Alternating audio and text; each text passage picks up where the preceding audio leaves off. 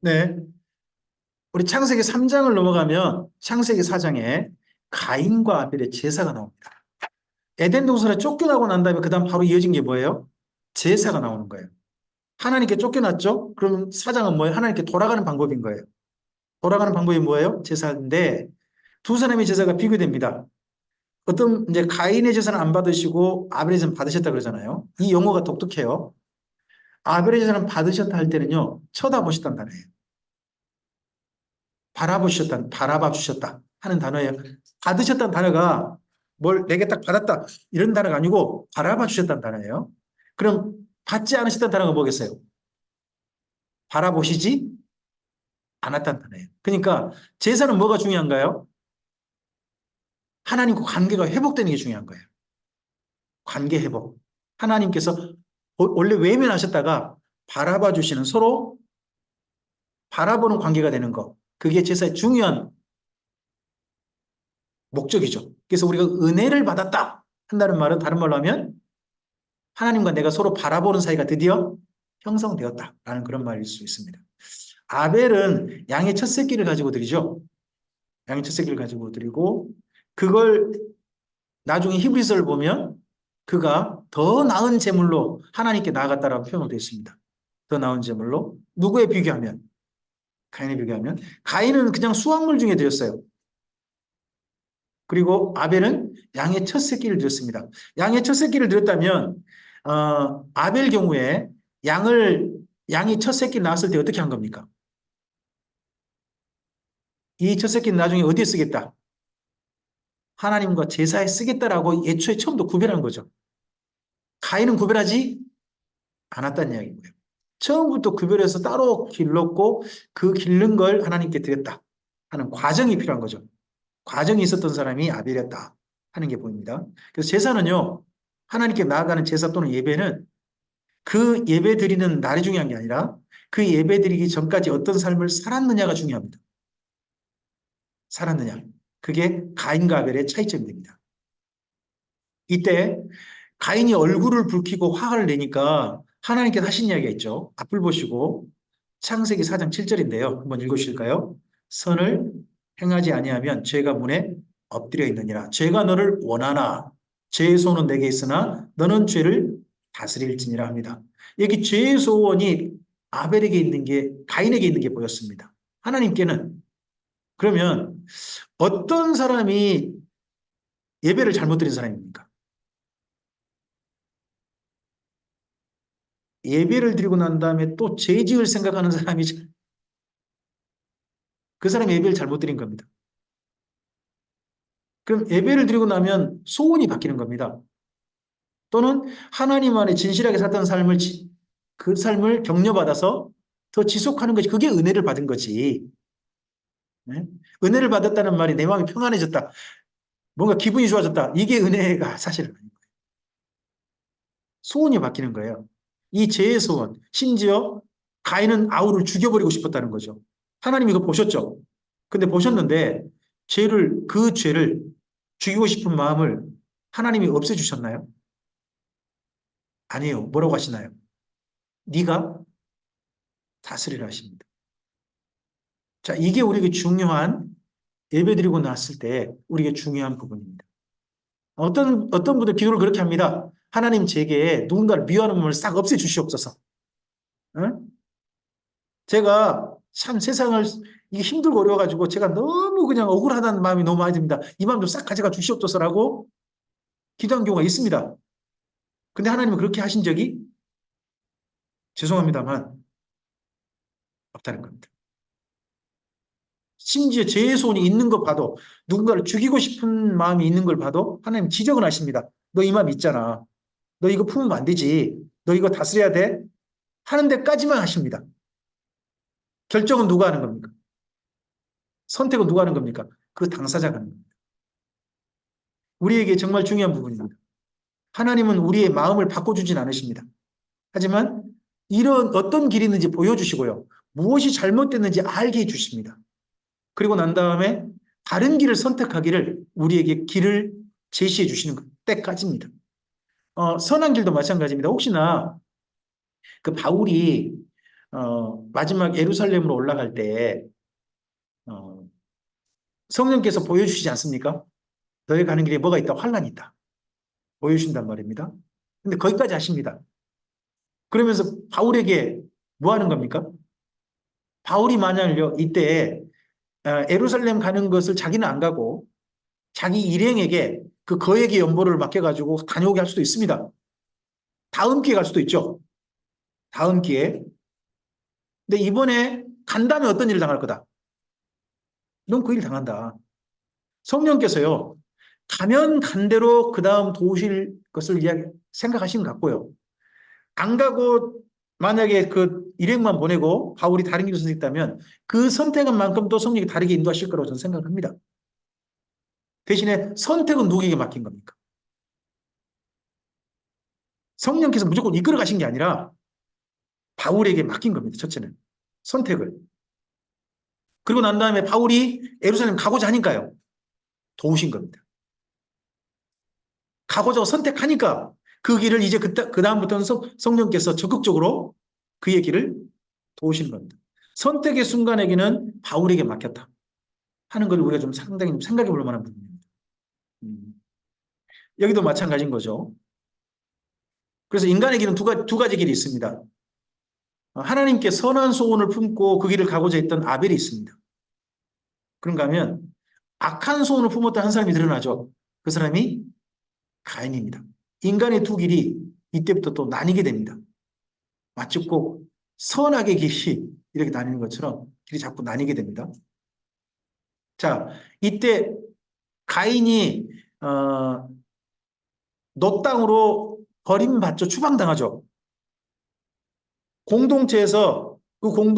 그 아담의 공동체에서 가인은 쫓겨나는 거잖아요. 어떻게 보면 나가는 거고 남은 공동체만 있잖아요.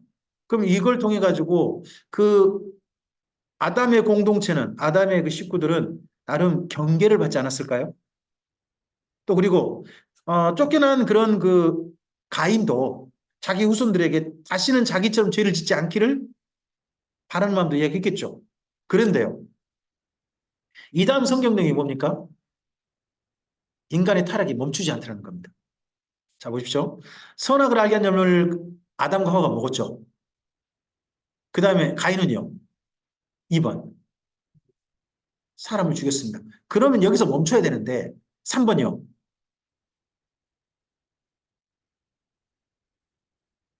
성을 쌓아버리죠. 여기 누가요? 가인이. 왜요? 무섭거든요. 가인은요, 처음으로요, 자기가 자기 동생을 돌로 때려가지고 죽는다는 걸 자기 눈으로 직접 목격한 사람이에요. 아, 이게 죽는 과정이구나. 어떻게 죽어가는지가 뻔히 보인 사람 아닙니까? 왜 우리는 내가 언젠가 죽는다는 걸 압니까? 죽는다는 게 또 상상이 되죠. 어떤 과정을 통해 죽을지. 왜 그렇습니까? 우린 봤잖아요. 저는 가장 먼저 돌아가신 걸 첫 번째 본 게 제 아버지께서 돌아가실 때였습니다. 초등학교 4학년 학교에서 갔다 왔는데 마지막 거기 숨 거둬 가시는 모습을 방 안쪽에 있는 모습을 처음으로 봤습니다. 저는 그때. 그 이후에 목회자가 되고 난 다음에는 제가 본 게 태어날 때 모습, 돌아가실 때 모습. 목회자는 별 수 없이 그 모습 봐야 되니까. 많은 분들이 돌아가신 모습 봤습니다. 그러다 보니까 나도 언젠가 저분들의 모습처럼 될 거야 하는 게 충분히 상상이 됩니다. 죽음을 봤으니까. 가인이 그런 것 같아요. 죽은 모습을 직접 봤잖아요. 그러다 보니까 자기 가족이 죽는 걸 보고 싶지 않았던 것 같습니다. 그러다 보니까 성을 쌓는 거죠. 그리고 그 가인의 후손 중에 누가 있습니까? 4번 읽어주세요. 다중산이라고 하나님 말씀 조롱한 사람이 나왔죠. 라멕이라는 사람이 이렇게 하지 않습니까? 갑자기 하나님께서 주신 기본적인 인간의 만남, 가정을 파괴한 겁니다. 가정이 파괴되었고, 그다음에 살인도요. 다중살인이죠. 자기가 언급한 사람만 2명이잖아요. 근데 2명뿐일까요? 그의 노래 중에는 언급한 사람이 2명이지 더 있을 수 있다고 생각합니다. 그리고 그가 마지막에 한 게 뭡니까? 가인을 위해서는 벌이 7배일지 모르지만 나한테는 나를 죽이거나 그런 사람은 또는 나한테 벌이 70배나 될까? 뭐 이런 식으로 하나님 말씀을 본래 말씀을 조롱하는 내용으로 그의 노래를 마치고 있습니다. 점점 인간이 타락의 길로 가는 게 봅니다. 그러다가 마침내 창세기 6장에 가면 사람들이 라멕처럼 돼버립니다. 사람들이 우리 창세기 6장을 가볼까요?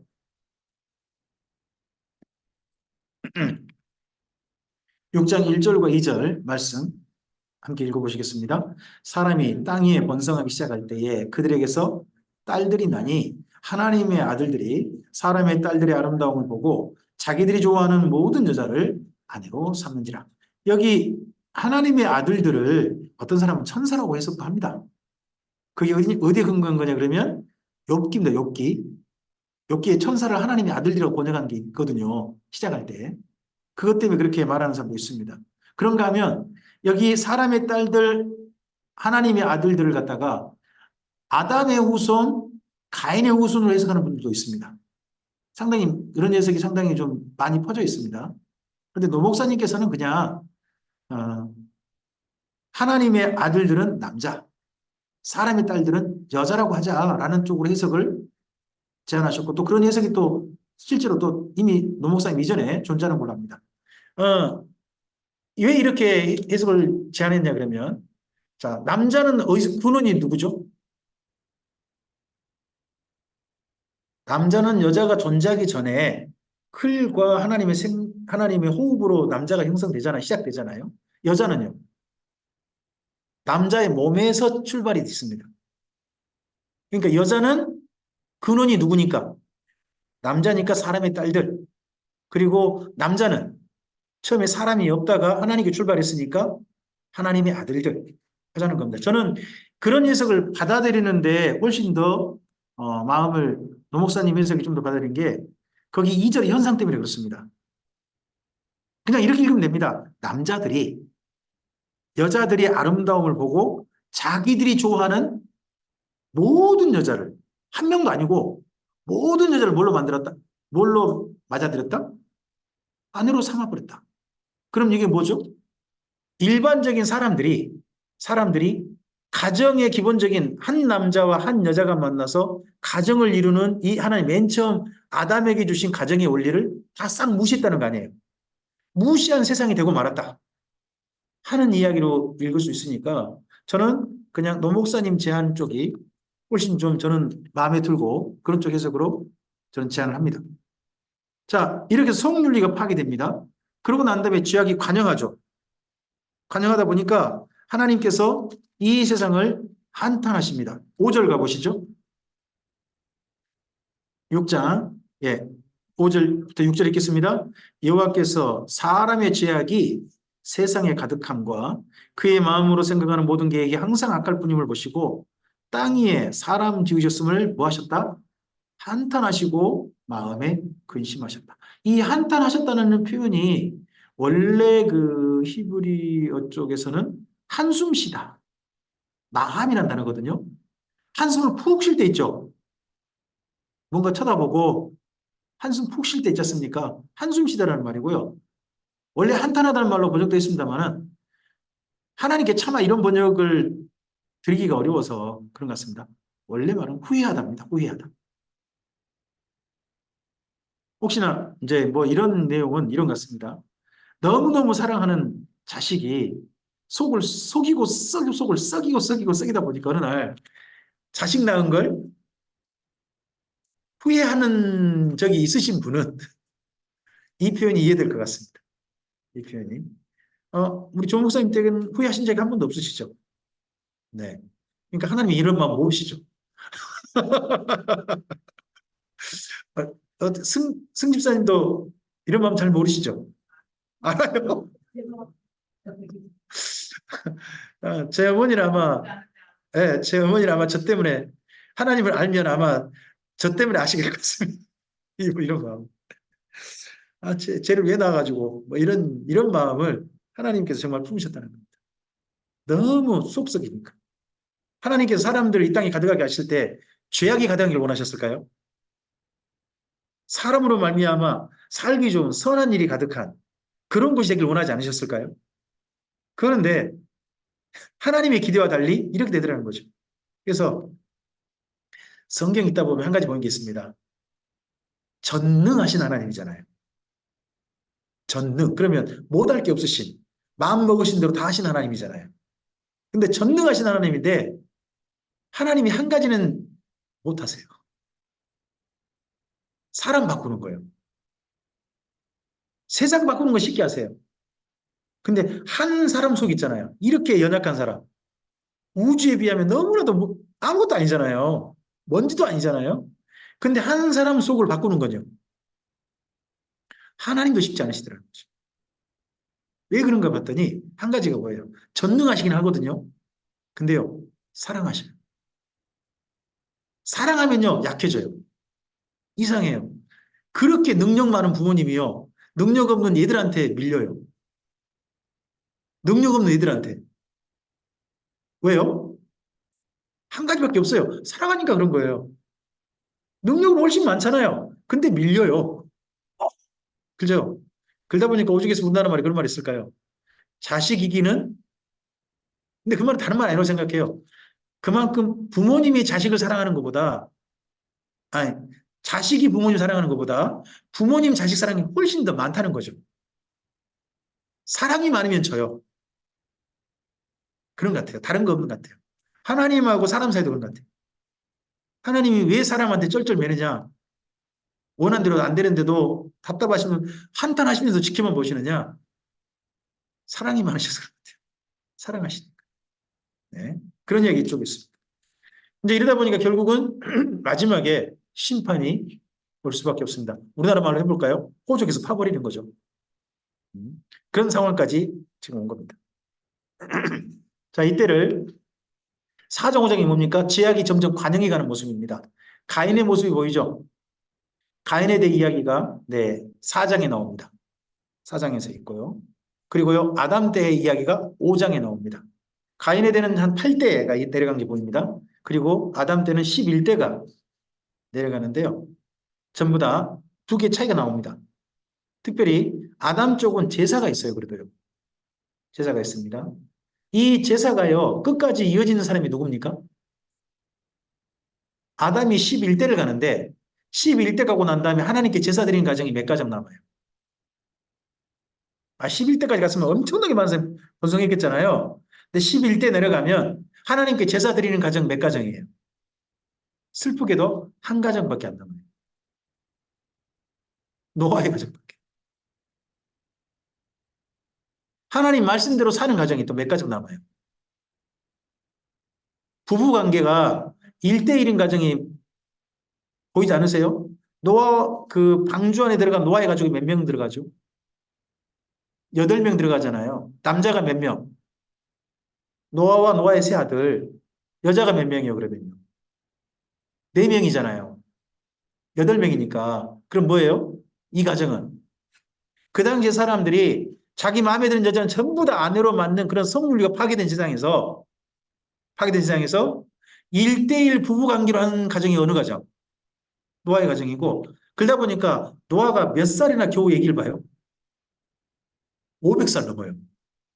그럼 500살 넘도록 결혼을 못했던 사람이 누구다?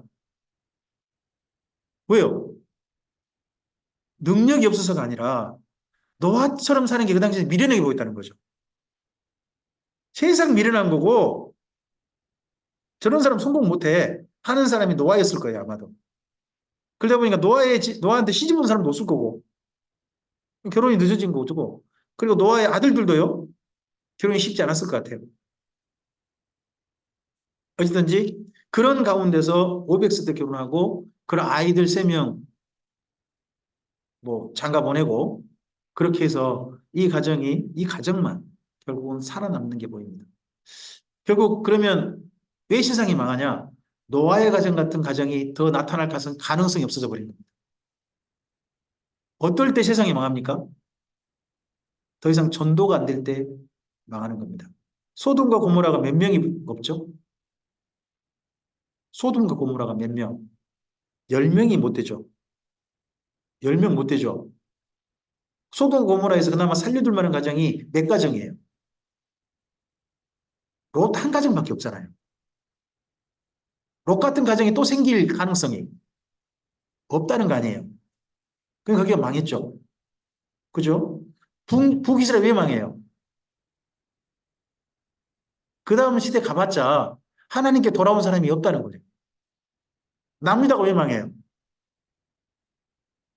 요시아까지 나타났지만 더 이상 하나님께 돌아온 사람 없고 문하세처럼 다 산단 말이에요. 돌아온 사람 없이 전도가 안 되는 거예요. 그러면 예수님이 다시 오실 때 현상 중에 보이는 게 없으세요?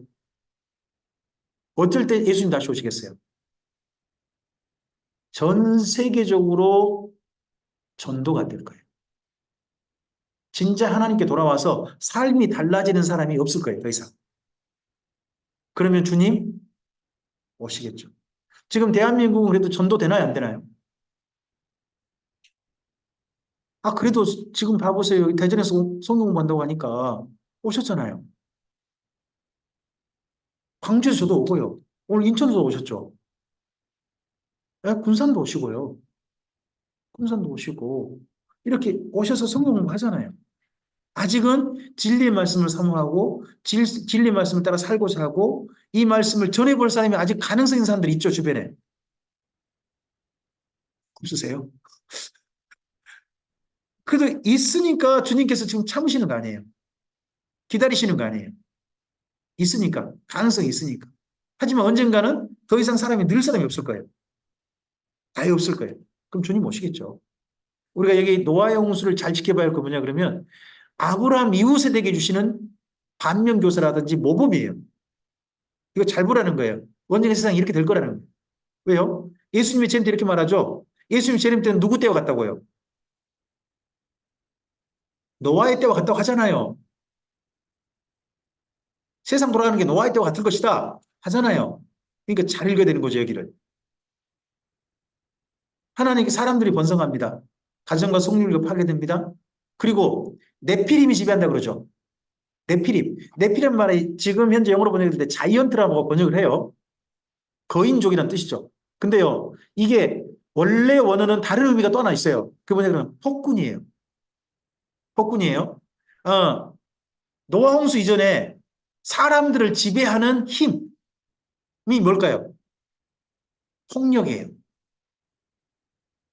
폭력을 많이 가진 자가 세상을 지배하는 거예요. 힘을 폭력으로 쓰는 어떤 간에 힘 가진 자가 세상을 지배하는 거예요. 국민들을 사랑함으로 지배하는 게 아니라 다스리는 게 아니라 폭력으로 지배하는 자가 그 나라를 끌고 가는 그런 데가 이때였다는 거죠. 이때였다 하는 것이 여기 성경 속의 이야기예요. 그러다 보니까 마침내 죄악이 가득했다 하는 표현으로 등장하고요. 이때가 어느 때다? 바로 노아의 때고 시집가고 장가가고 다 한다. 주님 오실 때가 그때 하나님께 홍수 내릴 때까지 사람들이 전혀 깨닫지 못했다. 이런 내용이 있습니다. 우리 좀 얘기했던 내용인데요. 자, 이런 것 때문에 결국 온 게 뭡니까? 창세기 6장부터 9장 사이 무슨 이야기가 왔습니까? 홍수 심판입니다. 홍수 심판 가운데 이거는 이게 믿을만 한 건지는 잘 모르겠어요. 이게 인디안 토판이라고 하죠. 인디안 토판 굉장히 많이 제시되고 있는 거예요. 여기에 놀랍게도요. 노아 홍수 내용 그대로예요. 여기 사람 어프어프 하고 있는 거 보이세요 혹시? 물에 잠겨서 사람들이 물에 잠겨 살려주세요 하고 있는 거잖아요.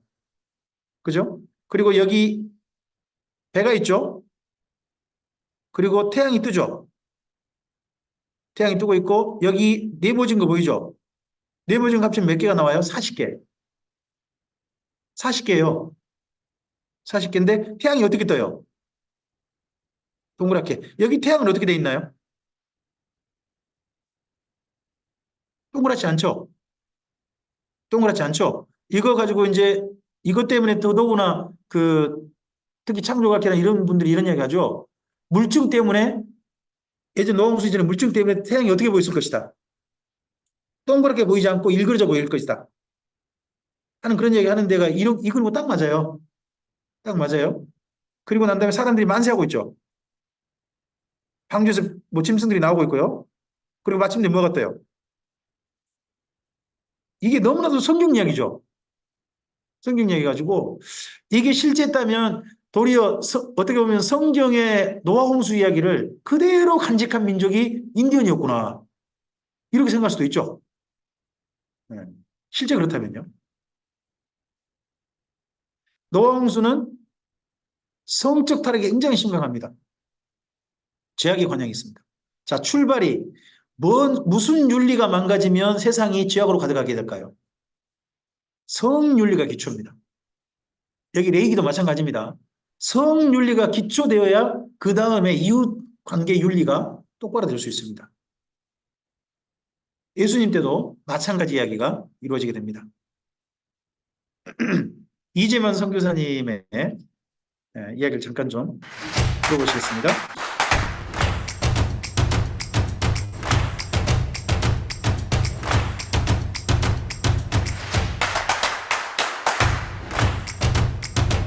이건 영상 스무드하게 가죠. 앞서 거 좀 다르잖아요. 좀 하소가 약한 건가 봐요. 대공에서 지난 시간에 빙하를 보셨죠? 빙하 지형을 통해 과거 수백 미터의 두께로 빙하가 육지의 30%를 덮었던 시기가 있었음을 확인했습니다.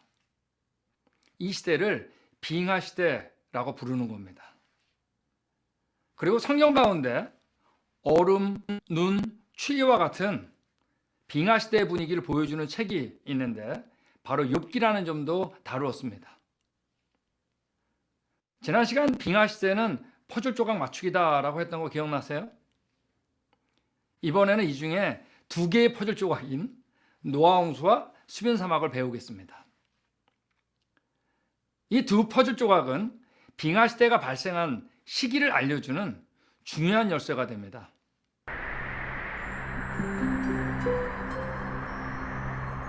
빙하 시대가 시작한 시기는 두 가지만 보아도 아주 쉽게 판단할 수 있습니다. 첫째로 모든 빙하는 기존 지형 위에 쌓여 있다는 겁니다. 이는 기존 지형이 다 형성된 다음에 빙하가 쌓였다는 겁니다. 지형이 있고 나서 그 다음은 빙하 지형입니다. 우리 지난 거죠. 시간에 빙하 지형들 배운 거 기억하시죠? U자곡, 혼, 권곡, 현곡 등입니다. 이들 빙하 지형들은 모두 기존 지형들을 변형시킨 모습을 보여줍니다. 이와 같이 빙하의 위치와 빙하 지형들을 볼 때 그 순서상 빙하 시대는 기존 지형이 모두 형성된 이후에 시작됐다는 것을 분명히 말해줍니다. 회적징이 다 이루어지고 난 다음에 이런 상황을 알기 때문에 이루어졌다는 거죠. 모든 지질학자들은 빙하 시대는 과거 지질 역사 가운데 가장 최근에 일어난 사건이라고 말하는 겁니다. 즉 기존 지형이 모두 형성된 이유만이 설명 가능하다는 거죠. 그래서 진화론자들은 빙하 시대가 250만 년 전에 시작했다고 합니다.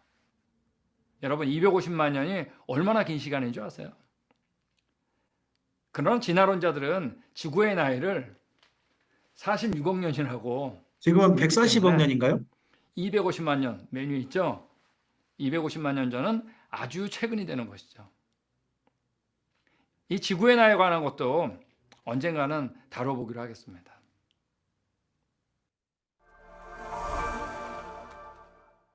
이제 성경으로 돌아와 보겠습니다.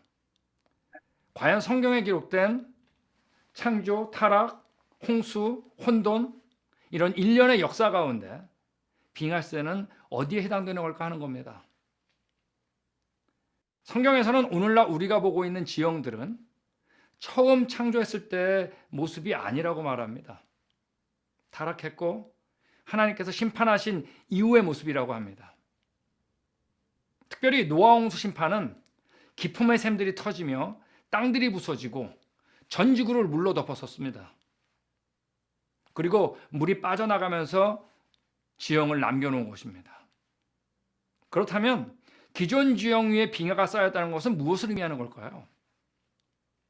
성경적으로 이 빙하 시대가 일어난 시기는 적어도 노아 홍수가 끝난 다음이라는 것을 말해줍니다. 그러니까 빙하를 노아 홍수의 흔적으로 이해하는 노아 거죠. 홍수에 대하여 창조과학적 입장에서는. 사실 노화홍수 자체가 창조과학 분야의 가장 큰 주제 중에 하나입니다. 그러나 지금은 빙하 시대가 주제이니만큼 홍수의 줄거리만 간단히 다뤄보겠습니다. 그래도 자, 이 빙하 정도까지만 보겠습니다. 궁금하시죠? 지금 밑에 제목 보이십니까? 엽기로 시작하는 빙하 시대, 또 빙하 시대의 시작과 절정, 또 빙하 시대와 900살 긴 수명 뭐 이런 거 있죠. 이게 창조과학회 여기 제목은요. 노아홍수와 수뷴 사막 이런 제목입니다. 이거 이재만 선교사님께서 하신 거고요. 이분이 지질학자죠. 대표적인 지질학자고 창조과학회 부회장님으로 지금도 섬기시는지 모르겠습니다. 예전에 부회장님이셨는데 지금은 잘 모르겠네요. 이분이 쓴 책이 있습니다. 이 책을 추천하고 싶습니다. 창조과학 콘서트라는 책입니다. 저는 이 책 추천합니다. 이 책, 도란노선에 나왔고요. 노홍수 이야기를 지질학자 입장에서 가장 쉽게 잘 알아듣게 충분히 그렇게 써놓은 책입니다. 상당히 좀 괜찮은 책이라고 좀 보고요. 이 책 전 추천합니다. 노홍수가 과학적 사실이냐 아니냐 이런 부분들은 이 책 읽으심으로써 여러분이 답을 찾아가시기 바랍니다. 제가 굳이 안 하겠습니다. 저는 과학자가 아닙니다. 저는 과학자가 아니니까 실제 지질학자의 이야기를 실제로 한번 읽어보시면서 이런 이야기를 한번 찾아가 보시기 바라고요. 그리고 뭐 저는 이분이 추천한 데가 어디냐 그러면 그랜드 캐년이거든요.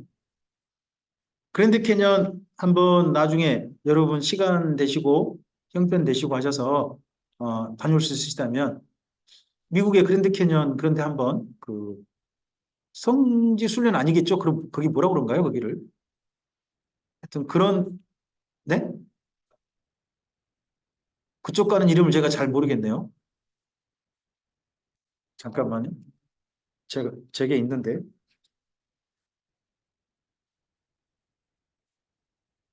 이게 좀 있는데요. 거기 그 이름이 있더라고요. 거기 요즘은 이재만 선교사님 아니고도 다른 분도 하는 걸로 알고 있습니다. 다른 분이 그 여기 아닌데 네, 여긴가 보다. 예, 세계 창조 선교회 뭐 이런 데도 그쪽에 있던데요. 네, 여기는 박창성 목사님 이런 분이 인도하는 데가 있더라고요. 이렇게 돼 있네요. 제목은요. 그랜드 캐년 탐사 여행 이런 제목으로 돼 있네요. 이런 제목으로 돼 있는데요. 그랜드 캐년 창조과학 탐사 여행 하면 원래 제목인 것 같습니다. 이런데 한 번쯤은 시간과 형편이 되시고 하신다면 다녀오시는 것도 네. 또 이분들의 설명을 듣는 것도 상당히 중요한 우리가 창세기를 하나님께서 이루신 사건으로 사실의 사건으로 만날 수 있는 중요한 또 방법이라고 생각이 듭니다. 아라랏산에 머물렀다고 하죠?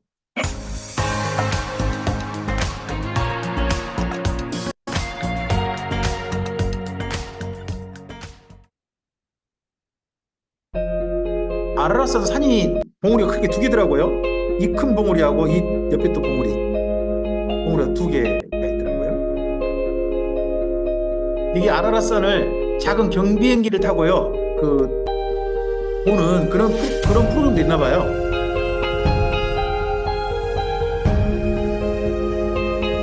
이 비행기 타고 한번 여기 한번 아라랏산 한번 돌아보고 싶지 않으세요? 돈이 얼마인지 그것도 궁금하긴 하네요.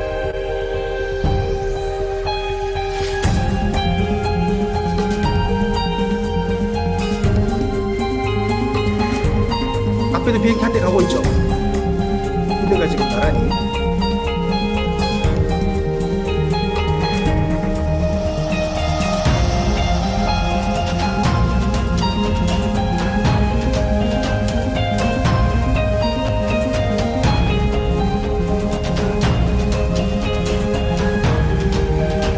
여기가 해발 5,000m가 넘죠. 참 산 모양 예쁘긴 예쁜 것 같아요. 올라오고 싶진 않네요. 저는 걸어 올라오고 싶진 않고 그래도 산 모양은 참 예쁘게 잘 올라와 있는 것 같습니다.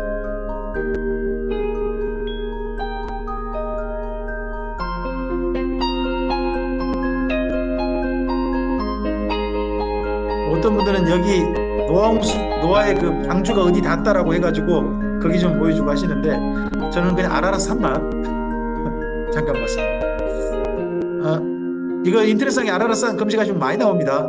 그 중에 하나 제가 보기에 괜찮은 영상 하나 가져왔습니다. 그 이후에 노아의 후손들이 어디에게 퍼집니까? 세 종류죠. 셈, 함, 야벳 세 종류인데 셈의 종족은요 주로 동양 쪽으로 퍼지는 게 보입니다. 그리고 함은요 주로 아프리카 쪽으로 가는 게 보입니다. 미스라임이 이집트입니다. 혹시 그 창세기 아벨 미스라임이라는 이름이 등장하는데 읽어보신 게 혹시나 있으십니까? 아벨 미스라임. 그게 언제냐 그러면요. 야곱이 죽지 않습니까? 야곱이 죽어서 요셉이 자기 아버지의 그 관을 뭐 시신을 좀 이집트식으로 전체 미라 형식 비슷하게 만들죠. 그래가지고 여기 가나안 땅에 올라가가지고 거기서 장사를 치릅니다. 치렀을 때 이집트 사람들이 그곳에 통곡했다 해가지고 거기 가나안에 사는 사람들이 그곳 이름을 뭐라고 붙여줬냐 그러면 아벨 미스라임을 했다 하는 말이 등장합니다. 그 미스라임이 이집트입니다. 그리고 또 하나 있다면 야벳이죠. 야벳은 여기 흑해 카스피해 이쪽과 유럽 쪽으로 펼쳐간 게 보입니다. 그 이후 노아의 후손들이 어느 쪽으로 치우치게 됩니까? 가인 쪽입니까? 아벨 쪽입니까? 가인 쪽으로 치우쳤다는 겁니다. 거기 이야기가 창세기 11장에 등장합니다. 먼저 창세기 9장을 좀 가보실까요?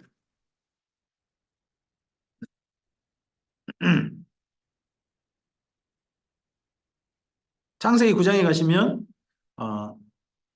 무지개 언약이 등장합니다. 그렇죠. 거기 13절에 보시면 무지개 언약이 등장합니다. 이 무지개 언약은 한 가지 이해하셔야 될 게 노아의 가족만 맺은 게 아닙니다. 방주에서 나온 모든 생명체가 맺은 언약이십니다. 거기 보시면 그렇게 나올 겁니다. 하나님께서 거기 15절에 언약의 대상자가 노아의 한 가족만이 아닙니다. 노아의 한 가족만 아니고 그 전체 생명체들을 대상으로 하고요. 그 다음에 방주에 나와서 이제 노아의 가정이 다시 땅에 정착합니다. 노아가 방주 짓기 전에 주로 잘했던 농사가 뭔지가 보이시죠? 이분은 땅에 있는 다시 싹이 나고 하는 그 가운데 포도나무를 고른 것 같죠? 포도나무 골라 포도 농사를 해가지고 술을 엄청 마셨습니다. 저는 노아가요, 술 마실만 하다고 생각합니다. 노아가 방주 들어가기 전에 봤던 사람들 1년 후에 나왔더니 있어요, 없어요? 아무도 없어요. 또 자기랑 말이 통할 만한 나이대 사람이 아내밖에 없잖아요. 만날 사람도 없고 아무도 없어요. 그랬을 때 왔을 그 노아의 트라우마, 그게 조금은 이해돼요. 술 마시다가 정말 이때 생각나가지고 취해가지고 술이 술을 부르고 마침내 술이 사람을 마셔버리는 그런 얘기까지 이분은 가졌을 수 있겠다. 충분히 이해돼요. 그러면 그렇게 아버지가 그러는 거에 대해서 이해해줘야 할 사람이 누굴까요? 와이프도 이해를 해줘야 되고 그 다음에 또 누구도 이해해줘야 돼요. 근데 그 아버지 또는 할아버지가 이런 모습을 보고 문제거리를 삼은 사람이 누구예요? 거기 22절에 누구예요? 함이죠. 근데 함을 일부러 뭐라고 불러요? 가나안의 아버지라고 돼 있죠. 그러면 여기 노아가 이런 모습 술 취해가지고 이렇게 그냥 벌거벗고 누워가지고 이러고 있는 모습을 제일 먼저 발견했을 사람이 누구겠어요? 저는 가나안이라고 봅니다. 가나안이 누구한테? 지네 아빠한테. 그럼 아빠가 뭘 해줘야 됩니까? 자기 아버지의 그런 모습을 이해하고 그 다음 셈과 야벳이 하는 행동을 해야 될 거 아니겠습니까? 아버지를 좀 이해하고 근데 밖에 나가서 에이 아버지가 지금 뭐 하고 있는지 알아요? 문제를 삼으려고 했던 사람이 함이죠. 참 첫 가족부터 조금 좀 문제가 터집니다. 이제 이런다 그래서요. 그런다고 해서 노아가 가나안한테 저주를 하면 됩니까? 안 됩니까? 글쎄요. 그 부분에 대해서는 저도 조금 노 목사님 의견에 동조합니다. 근다고 해도 할아버지가 어떻게 손자한테 이런 부분은 좀 그렇습니다. 근데 이스라엘 민족은 이게 해야 됩니다. 왜 그렇습니까? 자, 가나안 땅이죠. 땅 이름이 가나안 땅이잖아요. 그럼 가나안 땅의 원주인이 누구예요? 가나안이에요. 근데 가나안이 조주를 받아야 누가 땅 주인이 될 수 있어요? 이스라엘 민족 자기들이 땅 주인이 될 수 있잖아요. 그래서 가나안은 조주받았다 하는 걸로 이걸 좀 쓰고 있지 않나 하는 생각도 좀 해봅니다. 어쨌든지. 자, 그러고 난 다음에 10장 넘어가 보시면, 10장 넘어가시면, 그 다음에 노아의 이제 후손들이 쭉 나옵니다. 그 가운데서 6절 이하, 6절 이하가 함이죠. 함입니다. 근데 함 중에 구스의 아들 나옵니다. 8절. 자, 8절부터요. 8절부터 네, 거기 14절까지 한번 읽어주시겠습니까?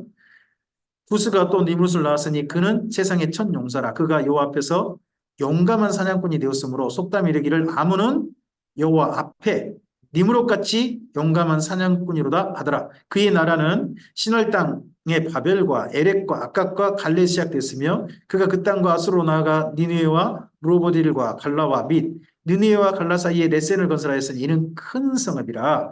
미스라임은 루딤과 아나밈과 르하빔과 납두힘과 바슬루임과 가슬루임과 갑도림을 낳았더라. 가슬루임에게서 블레셋이 나왔더라 합니다. 이 중에서 거기 8절부터 12절이 니므롯 이야기죠. 니므롯이 시작된 그의 특성의 구절이죠. 하나님 앞에 용감한 사냥꾼, 이번에 번역을 했어요. 근데 이전 개역한글엔 특이한이라고 돼 있죠. 특이한 사냥꾼으로 번역했습니다. 이번엔 그런데 용감하다고 해요. 여호와 앞에서 있죠. 이 앞에서는 단어가 앞서서 제가 설명을 드렸는데 부부 사이하고 똑같습니다. 돕는 배필할 때 그 누구 앞에서 그러잖아요. 제가 서로 마주본다 그랬지 않습니까? 여기 앞에서가 파님이란 단어인데 이 단어가 하나님 앞에 서는 겁니다. 자, 하나님 앞에 설 때요. 그분께 가까이 나아가려고 설 수도 있겠죠. 그런가 하면요. 누구 앞에 선다는 건요. 누구랑 싸우려고 서는 경우도 있습니다. 여기 니므롯은 하나님 앞에 설 때에 하나님께 무릎 꿇으려고 섰을까요? 하나님과 맞설려고 섰을까요? 그래서 여기 여호와 앞에서는 원래 단어 여기 번역은 하나님을 대적한 자가 돼요. 하나님을 대적한 용감한 사냥꾼이 아니라 이상한 사냥꾼이 되는 겁니다.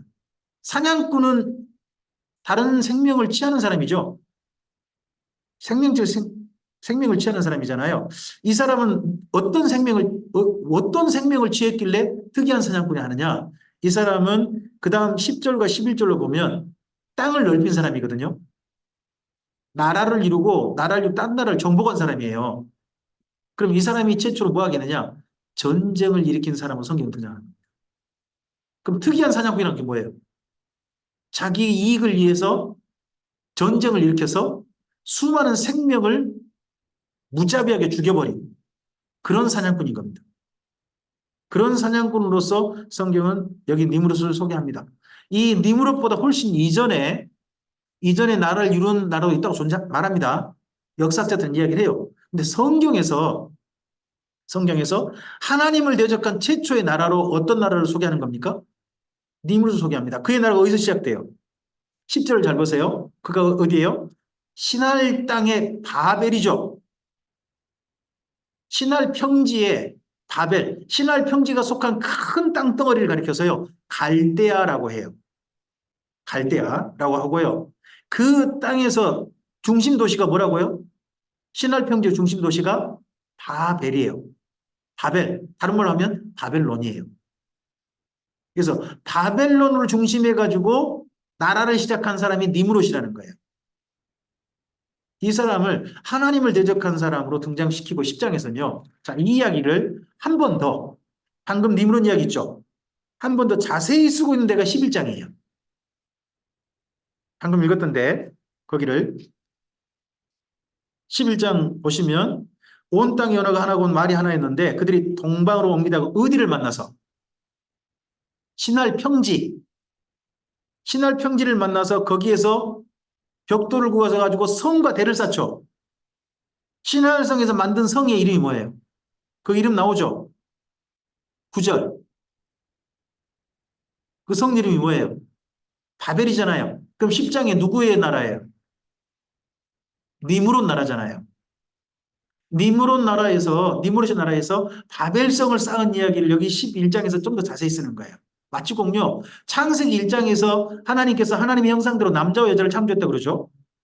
근데 그 남자 여자 창조한 이야기를 좀 더 자세히 쓰고 있는 데가 어디죠? 2장. 창세기 1장 이야기 좀 자세히 쓰고 있는 데 2장이잖아요. 그런 것처럼 10장에서 니므론 이야기를 짧게 쓰고 그걸 좀 더 자세히 쓰고 있는 데가 11장이란 말이에요. 창세기는 이렇게 좀 쓰는 이스라엘 민족이 이렇게 쓰는 그 경우가 제법 있어요. 근데 거기에서 바벨이라는 이름이 이스라엘 민족식으로 발음하면 무슨 뜻이 된다고요? 바벨을 히브리어로 하면 뭐라고요? 혼자. 이런 의미란 거예요. 근데 바벨론이라는 이름을요. 거기 사람들이 예? 신할평지 사람들이 일부러 이스라엘 민족의 말로 이름을 붙였을까요? 아니죠. 그쪽 자기들 말로 붙였죠. 그쪽으로 이제 수메르어라든지 이런 언어라고 해요. 그런 언어로 하면 바벨은 무슨 뜻이 될까요? 바벨은 원래 신의 문이란 뜻이에요. 신을 만나는 문. 이 문을 열고 들어가면 누구를 만난다? 그 성 안에 있는 신이 누굴까요, 그러면? 님으로 신인 거예요. 그래서 성과 대를 쌓다고 나오죠. 탑이라고 이번에 번역을 했어요. 거기 4절에. 탑 있죠? 탑은 우리가 딱 쉽게 이해할 수 있는 언어예요. 탑은 어떤 용도 건물이죠? 탑은 어느 용도로 쓰는 건물이에요? 이건 종교용 건물을 말한 거예요. 그러니까 성과 함께 뭐를 만들었어요? 최초로?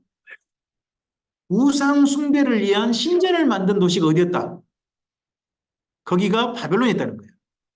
그러니까 인간왕을 섬기고 거기다가 우상 숭배가 시작된 도시가 어느 도시? 바벨론인 거예요. 이 바벨론이 지어질 때 하나님 하신 말씀이죠. 앞을 보실까요? 제가 11장 6절만 가져왔는데요. 함께 읽어주시겠습니다. 여호와께서 이르시되 이 무리가 한 족속이요 언어도 하나이므로 이같이 시작하였으니 이후로는 그 하고자 하는 일을 막을 수 없으리다. 하나님이 못 막으실까요? 전능하신 하나님이잖아요.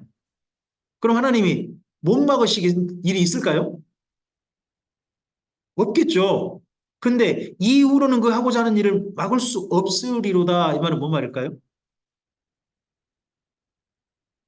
원래 이런 일이 되기를 원하신 거예요? 원하지 않으시는 거예요? 원하지 않으시는데 인간들은 그걸 선택할 것이고 계속 갈 거라는 거죠. 그래서 하나님께서 힘은 있으신데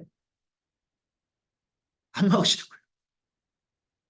결국 하나님이 누구한테 져요? 전능하신 하나님이 이 악한 인간들한테 지는 모습인 거예요. 마치고. 왜 이렇게 되는 거예요? 이건 딱 하나밖에 없어요. 사랑하니까 이렇게 되는 거예요.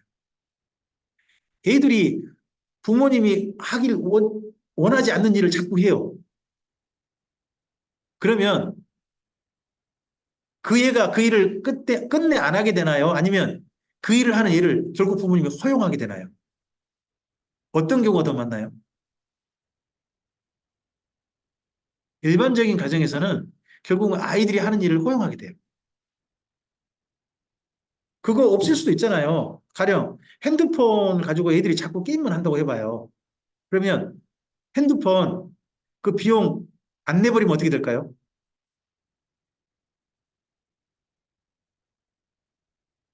못할 거 아니에요. 근데 비용 안 내주시는 부모 있으세요? 아니면 계속 내주세요? 그렇잖아요. 결국 뭐가 이기는 거예요? 악한 일을 계속하고자 하는 애들이 이기는 거지. 마치 꼭 여기가 그래요. 그러면 하나님이 이런 사람들에 대해서요, 이런 사람들에 대해서 하시는 방법이 뭐예요? 자, 한 가지 더. 이 악한 일이 하나님이 막을 수 없을 정도까지 계속되면 하나님이 마지막으로 하신 일이 뭘까요? 심판이에요. 끝장내시는 거예요. 그게 노아홍수예요. 노아홍수예요. 그러면 이게 노아홍수 끝나고 난 다음에 바로 이게 세상에 가득했다면 하나님 여기 님으로 이때 정도에 무슨 일을 하실 수밖에 없으실까요? 그냥 인류 역사 끝. 이렇게 할 수도 있으신 거죠. 근데 끝내고 싶지 않으셔서 하나님 하신 일이 뭘까요? 그게 언어가 혼잡하게 하는 거예요. 언어가 혼잡하게 하는 건 그게 뭐냐? 사실은 그 죄인들을 향한 하나님의 사랑인 거예요. 죽이고 싶지 않으신. 언어를 혼잡하게 하는 게 마치 우리 죄, 벌 이쪽으로만 생각을 하세요. 근데 좀 더 생각해 보면 그때 하나님이 역사를 끝장낼 수 있으셨단 말이에요. 근데 끝장내지 않으시고 사람들을 사랑하셔서 이 땅에 좀 더 살고 그나마 그 가운데서 혹여라도 이 악한 일에 참여하지 않고 하나님을 바라보는 한 사람도 있는가 찾아보려고 하신 거죠. 자, 이 현상을 꼭 기억하시고 좀 보셔야 할 게 있어요. 방금 읽었던 이야기를 니무롯이 나라잖아요. 앞을 보실까요? 1번 읽어주세요. 니무롯이 나라는요. 성경 속 인간 최초의 나라예요. 역사학자들은 니무롯의 나라, 바벨론보다 먼저 있었던 나라가 있다고 해요. 우르남무라든지 이런 나라가 있었다고 해요. 그죠? 수메르 이런 나라가 먼저 있었다고 하잖아요. 하지만 성경에서는 어떤 나라를 주목해 보고 있다고요? 바벨론, 니무롯 이 나라를 주목해 본다는 거예요. 두 번째 2번 읽어주세요. 신의 문이라잖아요. 그 안에 들어가면 바벨론이라는 성 안에 들어가면 누가 살고 있는데? 왕이 살고 있어요. 왕이 살고 있는데 그 길 뭐라고 불러요? 신의 문. 들어가면 누구를 만난다? 신을 만난다. 그 신이 누구예요? 사람. 그래서 신화와 우상숭배, 탑을 만든 지구라트라고 하죠. 그런 걸 만든 나라죠. 그 다음에 세 번째요. 자기들의 이름을 내자고 그러죠. 성을 쌓고 자기들의 이름을 내자. 누구들의 세상이? 자기들의 세상. 하나님 없는 자기들의 세상. 지금 현재 인류는 자기들의 세상을 꿈꾸나요? 하나님과 함께하는 세상을 꿈꾸나요? 네 번째, 뭐가 이루어졌다고요? 전쟁과 정복을 시작한 나라입니다. 그러다 보니까 특이한 사냥꾼이라 불리는 나라. 그런 사람입니다. 그리고요, 다섯 번째요. 사탄이 배후에 있었던 나라로 우리는 충분히 생각해 볼 수 있습니다. 자, 이러기 때문에 사탄의 사람 특징이 보입니다. 이 니무롯의 나라를 통해서. 첫째, 1번 읽어주세요. 뭐가 되라?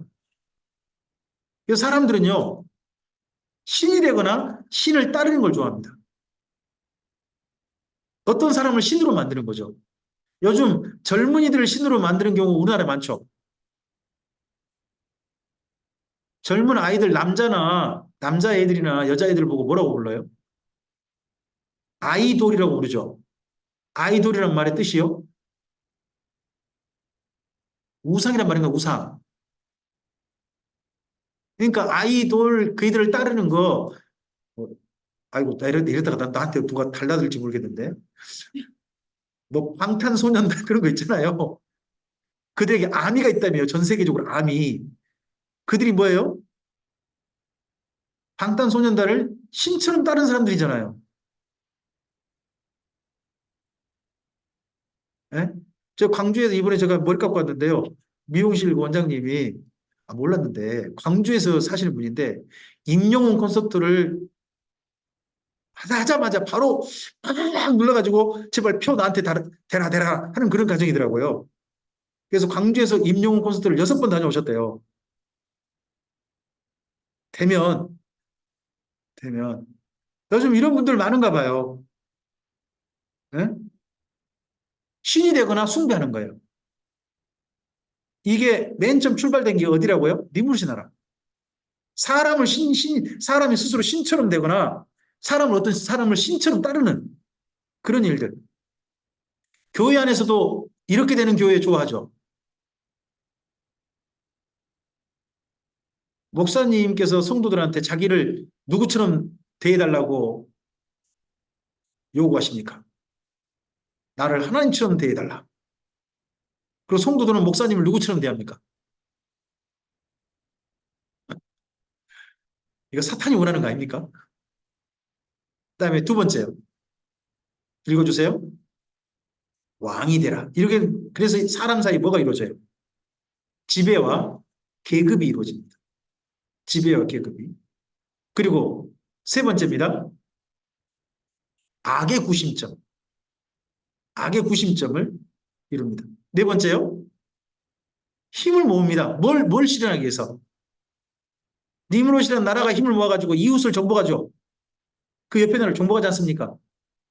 이런 힘, 악을 실현할 힘을 모으는 그런 게 되는 겁니다. 그다음에 다섯 번째요. 정복합니다. 악을 확장하는 겁니다. 이게 사탄의 방법론이고 지금도 실현되고 있는 거죠. 지금 우리 주변에 보다 보면 이게 많이 됩니다. 우리나라의 기업들이 그동안 점점 더 성장할 때 흔히 이런 말 씁니다. 문어발식 기업 확장 뭐 이런 말 쓰지 않습니까? 사실은 보면 이건 니무르 방법론입니다.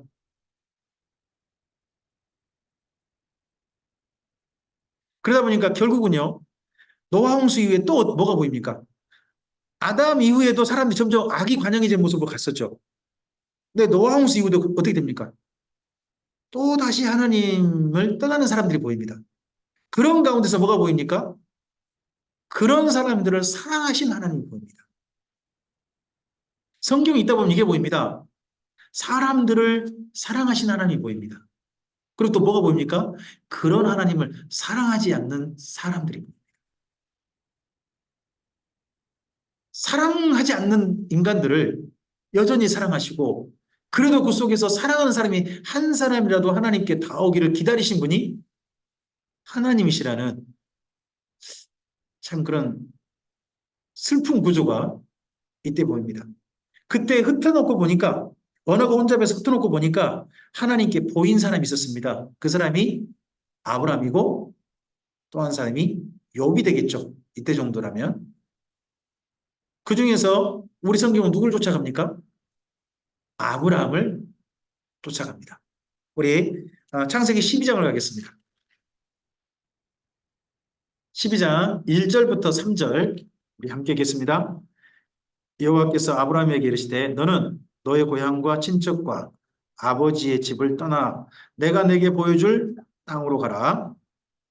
내가 너로 큰 민족을 이루고 내게 복을 주어 내 이름을 창대하게 하리니 너는 복이 될지라. 너를 축복하는 자에게는 내가 복을 내리고 너를 저주하는 자에게는 내가 저주하리니 땅의 모든 족속이 너로 말미암아 복을 얻을 것이라 하시니라. 맨 처음 아브라함에게 하나님께서 뭘 주셨습니까? 복을 주시며 이야기하셨습니다. 그리고 노아 홍수 이후 노아의 가족과 그 사람들에게 또 뭘 주십니까? 하나님께서 복을 주시며 새로운 삶을 살게 하십니다. 그리고 여기 드디어 아브라함의 가정을 또 시작하실 때도 하나님께서 복을 주시며 너도 복을 나눠주는 가정이 되라 하는 걸로 이들을 부르십니다. 그래서요, 창세기 시작이 정말 중요한 게 있습니다. 하나님께서 사람들에게 주신 것과 함께, 사람들에게 생명을 주신 것과 함께 꼭 기대하시는 게 있습니다. 그게요, 하나님께 무릎 꿇고 나오는 겁니다. 여기 바라크, 라는 데 계속 쓰이고 있거든요. 하나님께 무릎 꿇는 가정, 하나님과 관계를 맺은 가정, 서로 사이가 좋은 가정, 그런 사람을 기대하신다는 게 이때 겁니다. 이 말씀을 따라 아브라함이 따라가는데 그때 나이가 75세였다는 겁니다. 하나님께서 여기 12장부터 50장까지 11장까지는 하나님의 이야기라면 12장부터 50장까지는요. 사람들 이야기입니다. 네 사람이거든요. 앞을 보실까요? 첫째 아브라함 읽으시겠습니까? 하나님께서 찾아내신 한 사람 아브라함입니다. 이삭입니다. 읽어주세요. 아브라함처럼 하나님을 경외한 사람, 아버지처럼 하나님을 경외한 사람. 그 다음에 야곱입니다. 다 놓고 하나님을 붙잡은 사람. 근데 다 놓을 때 나이가 몇 살? 130살. 그 전까지는요. 하나님 안 잡았다는 겁니다. 딴 거 잡았다는 겁니다. 그 다음 요셉입니다. 꿈과 해석을 주신 하나님을 경외한 사람입니다. 아브라함이라는 그 아버지 조상들을 노아 홍수 이후 아브라함의 조상들을 살펴가 보니까 아브라함의 그 조상들이 조금 더 특이한 흔적이 보입니다. 7장 7절, 신명기 7장 7절입니다. 앞을 보시고 읽어주세요.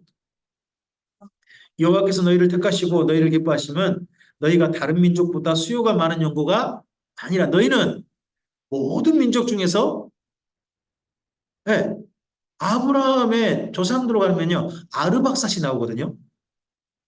근데요 아브라함은요 자기를 가르칠 때 우리는 아르박삿의 후손이라는 말을 안 해요. 다르게 말해요. 이렇게 말하거든요. 신명기 26장 5절인데요. 읽으실까요?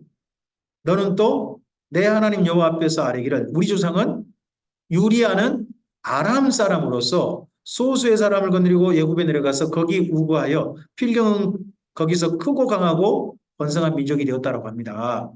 자, 이들의 본래 조상은요 아르박삿인데 아르박삿의 동생이 아람이에요. 거기 읽어보면 성경 본문 읽어보면 그렇게 나와요. 근데 아람이라는 사람은 자기 조상이 아니란 말이에요. 직접 조상은 아르박삿이에요. 근데 아르박삿은 수가 너무 적게 가요. 근데 아람은 큰 민족을 이룬 거죠. 그래서요, 아르박삿의 후손들은 자기들을 아르박삿 후손 그러면 다른 사람들이 시비 봐요. 더더구나 여러분 이때 아브라함 때가 흔히 말하는 부족국가 시대거든요.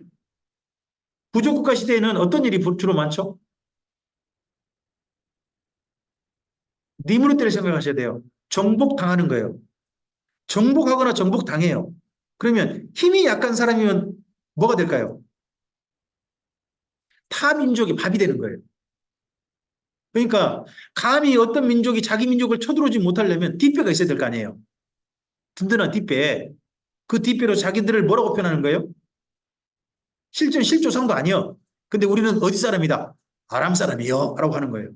그럼 옆에 사람들이 안 쳐들어오니까. 이렇게 서글픈 민족이 아브라함이 직계 조상이었다는 거예요. 이들 스스로 고백해요. 이들 스스로 신명기면 더더구나 지금 이제 가나안 땅 들어갈 이스라엘 민족이잖아요. 그 민족이 이렇게 고백하도록 그들이 스스로 하는 거죠. 이렇게 소수의 민족, 힘 약한 자기들을 하나님께서 아브라함부터 부르셔가지고 이렇게 큰 민족이 되게 하셨다 하는 건 진짜 하나님의 은혜인 거죠. 그 당시로 말하면. 그 당시엔요 부족국가 시대에 가지고 어떤 한 작은 마을이요 다른 민족한테 휩쓸려 가지고 다 몰살당하면 아주 흔한 일 아닙니까? 충분히 아브라함의 가문들은 그렇게 될 수 있었습니다. 근데 그렇게 되지 않고 지금까지 버텨냈다는 거 아닙니까? 더더욱 큰 민족을 이뤘다는 거 아닙니까? 그 어마어마한 은혜인 거죠. 이 중에서 아브라함은 어디 사람입니까? 고향이 어디예요? 아브라함은요, 보통 어떤 사람은 우르 사람이라고 표현합니다. 우르는 직장을 잡았던 곳이고요. 그는 본래는 하란입니다. 살리 우르파라는 곳에 태어났습니다. 그래서 지금도 여기 가보면 아브라함의 탄생 동굴이 있습니다. 그리고 그의 아버지를 따라서 어디를 가요? 갈대아 우르를 갔습니다. 갈대아 우르, 메소포타미아 저기 있는 저기를 가가지고 저기에서 직장 생활한 거죠. 직장 생활하다가 하나님께서 여기 아니다 하는 말씀 듣고 반대로 가요. 이 우르는 살리 우르파의 동쪽으로 간 거죠. 그럼 살리 우르파에서 반대쪽이 뭐가 되겠어요? 서쪽이죠.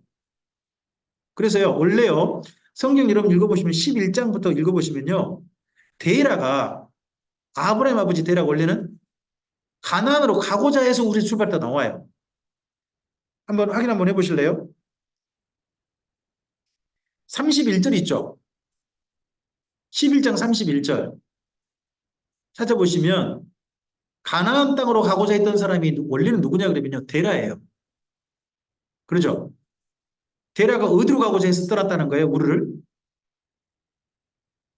가나안 땅으로 가고자 했다고 나오지 않습니까? 그렇죠? 그러면 갈 바를 알지 못하고 갔다는 말은 좀 다르게 이해하셔야 돼요. 가나안 땅이라는 곳으로 간 건 맞아요. 근데 가나안 땅에 가면 어떤 사람이 살고 있을까요? 몰라요. 또 가나안 땅에서 어떻게 살아야 될까요? 몰라요.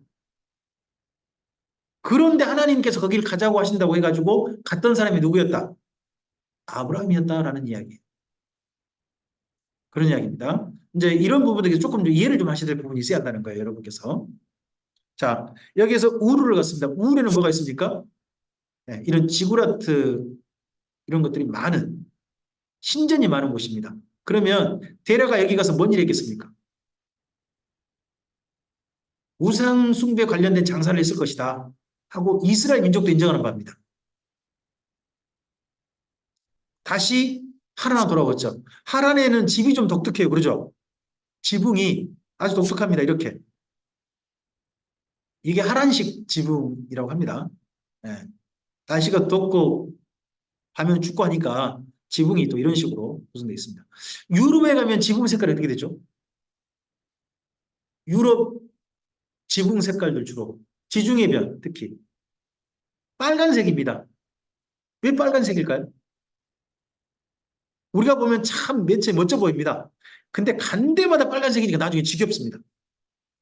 왜 거긴 빨간색이에요? 거기 그 분들이 이야기하더라고요. 거긴요, 첫째 건기가 굉장히 길지 않습니까? 우기는 짧고 3개월이고 건기가 나머지 9개월이잖아요. 그리고 그런 날씨가 많다 보니까 아주 흙을 세게 불에 높은 온도에 안 올려도 된답니다. 한 번만 구워가지고 그대로 지붕 올리면요. 그게 수백 년, 수천, 뭐 천년 넘게 간답니다. 그러니까 그냥 초벌구이 해가지고 우리나라 말하면 초벌구이해서 바로 지붕에 올려버린답니다.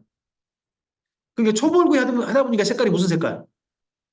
그래서 빨간색이랍니다. 우리나라는 보면 우리나라와 달리 지붕 색깔, 우리나라는 그냥 기와 색깔 이런 게 굉장히 막 그렇지 않습니까?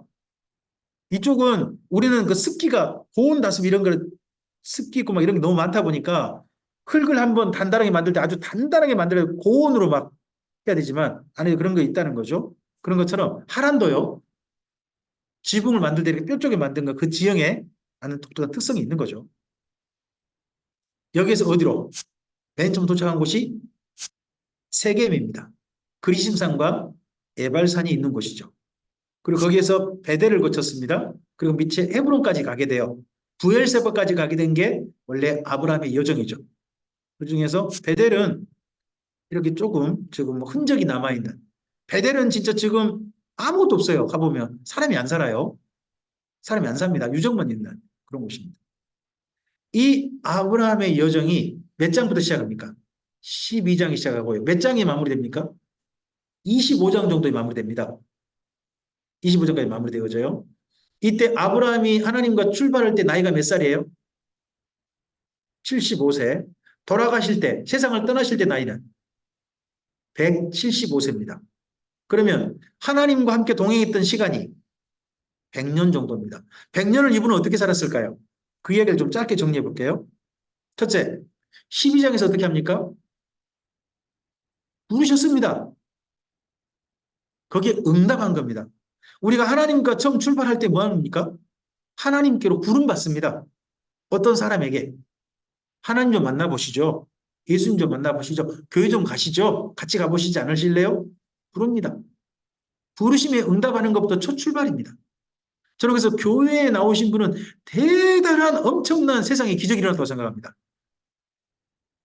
일단 출발한 겁니다. 근데 그가 드디어 믿어졌습니다. 누가? 하나님이. 잘 보십시오.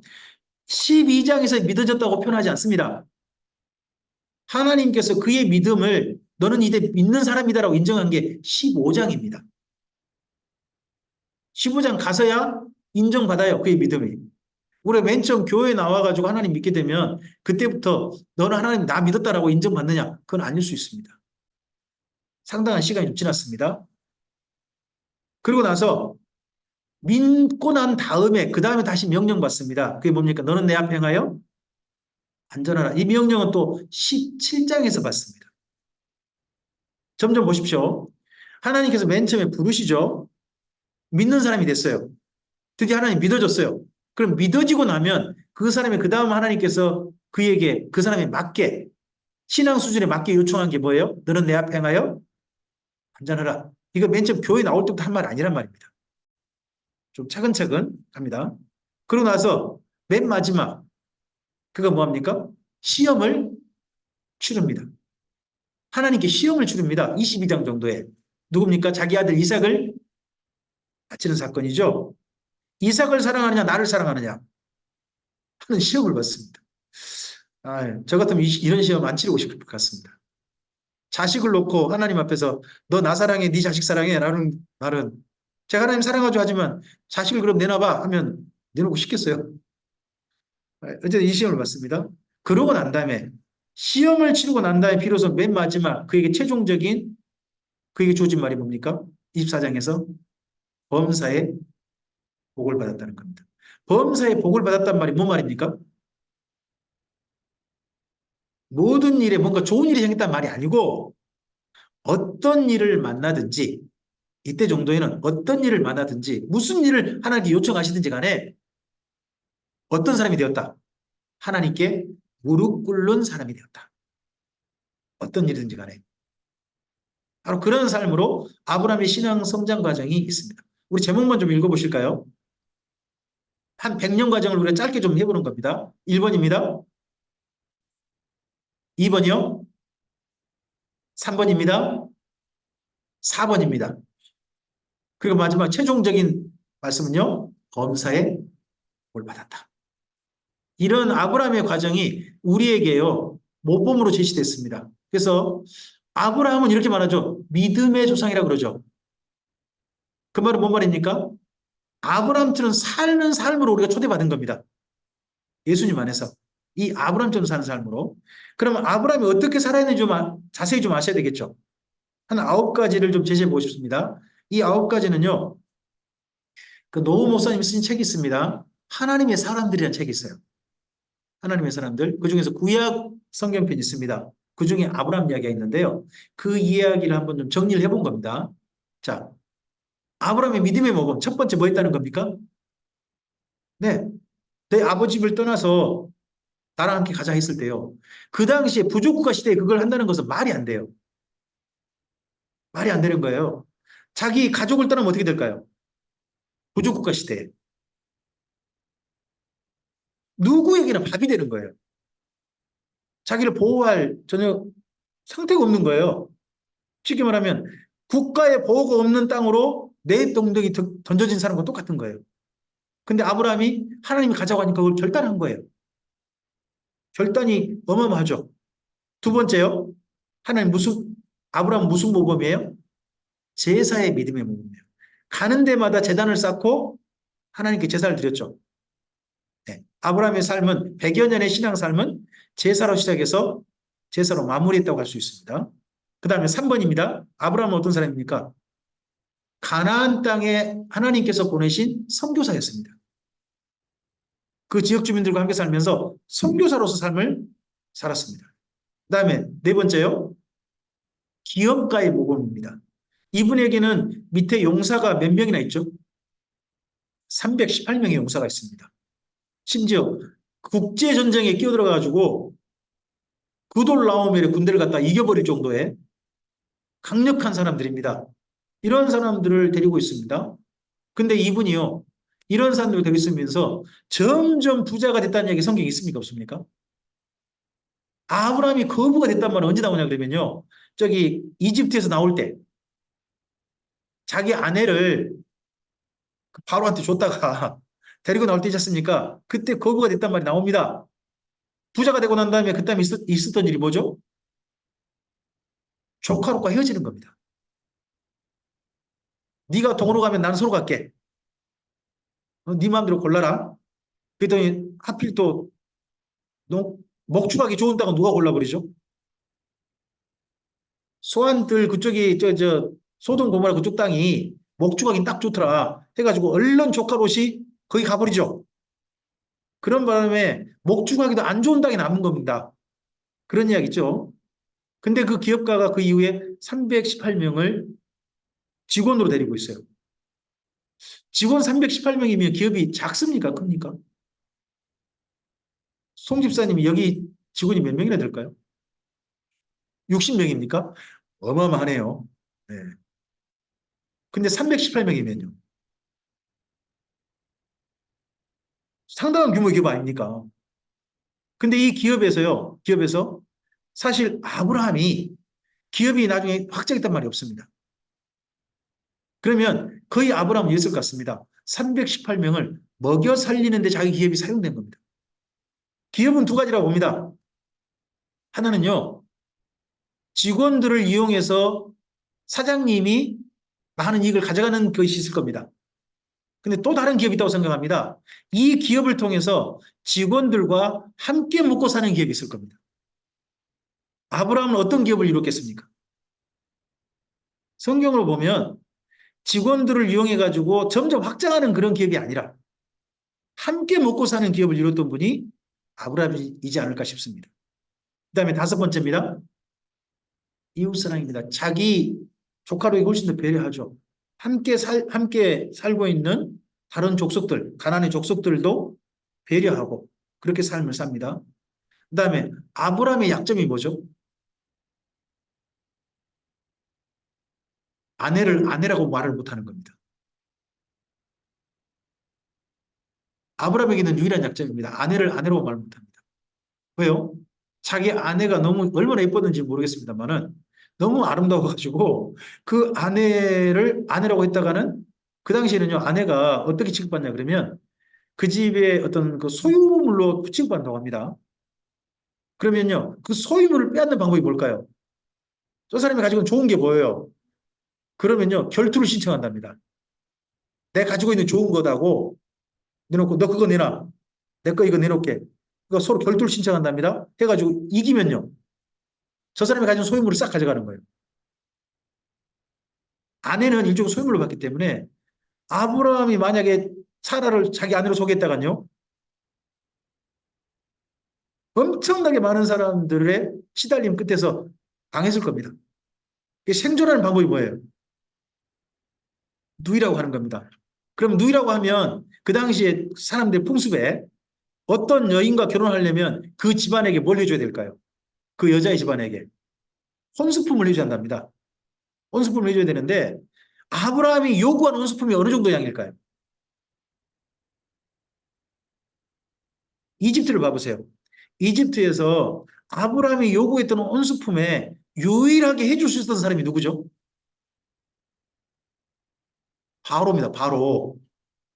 그 당시 최대 강대국 황제인 바로나 대학 겨우 감당할 수 있는 온수품을 요구한 겁니다.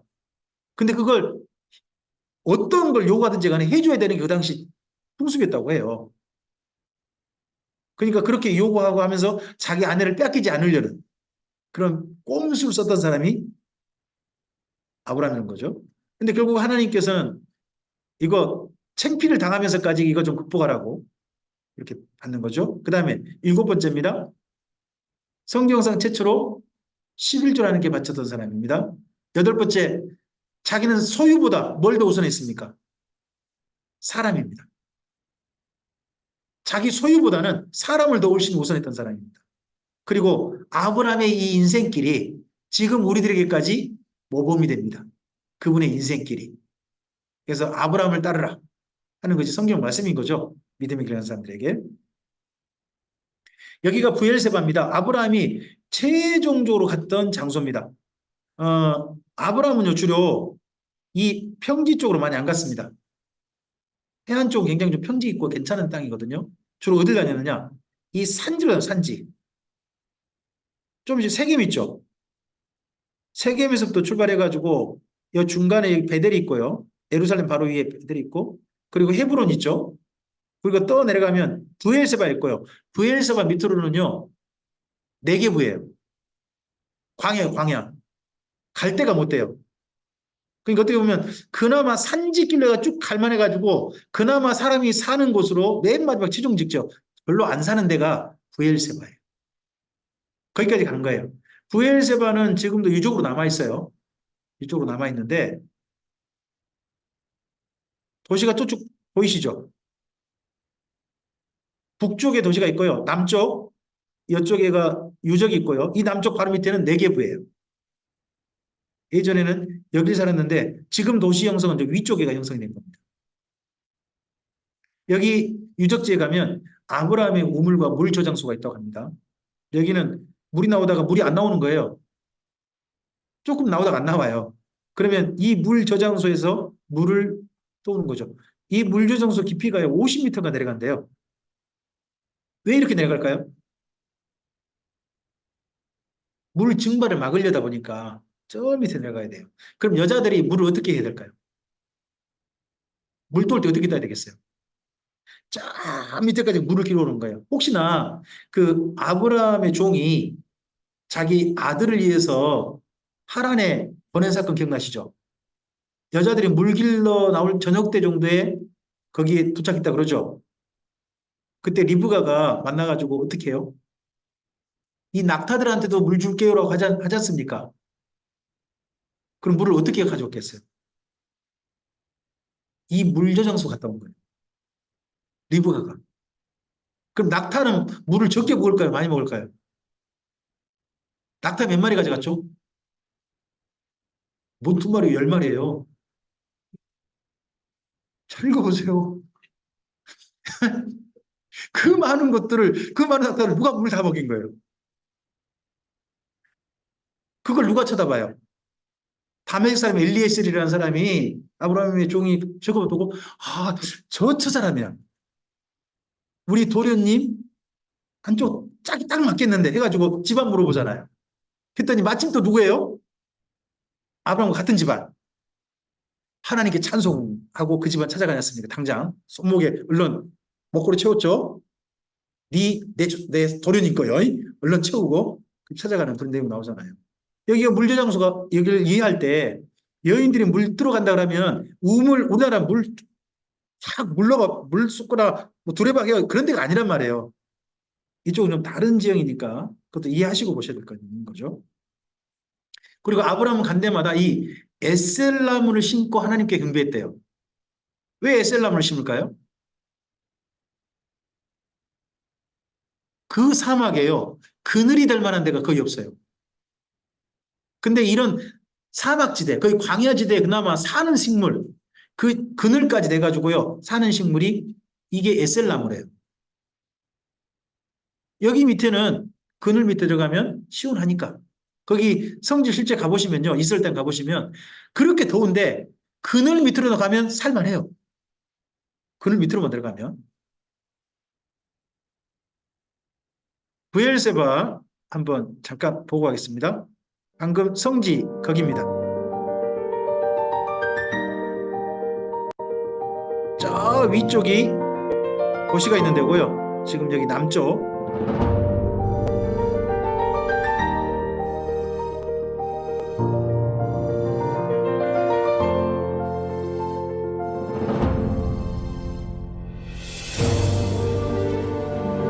저는 성지순례를 발로 안 하고 주로 눈으로 하고 있습니다.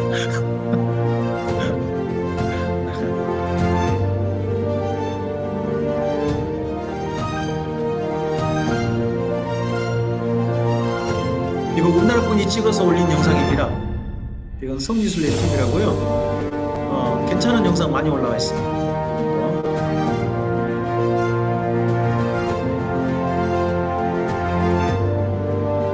아마도 성지순례 가이드 중에 한 분이신 것 같아요.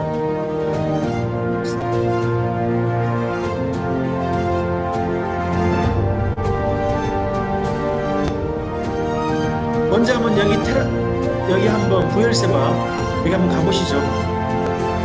저도 아직 여기 못 가봤습니다. 남부는 못 가봤어요. 저는 좀 갈릴리 북쪽으로만 좀 갔거든요. 이스라엘 북쪽.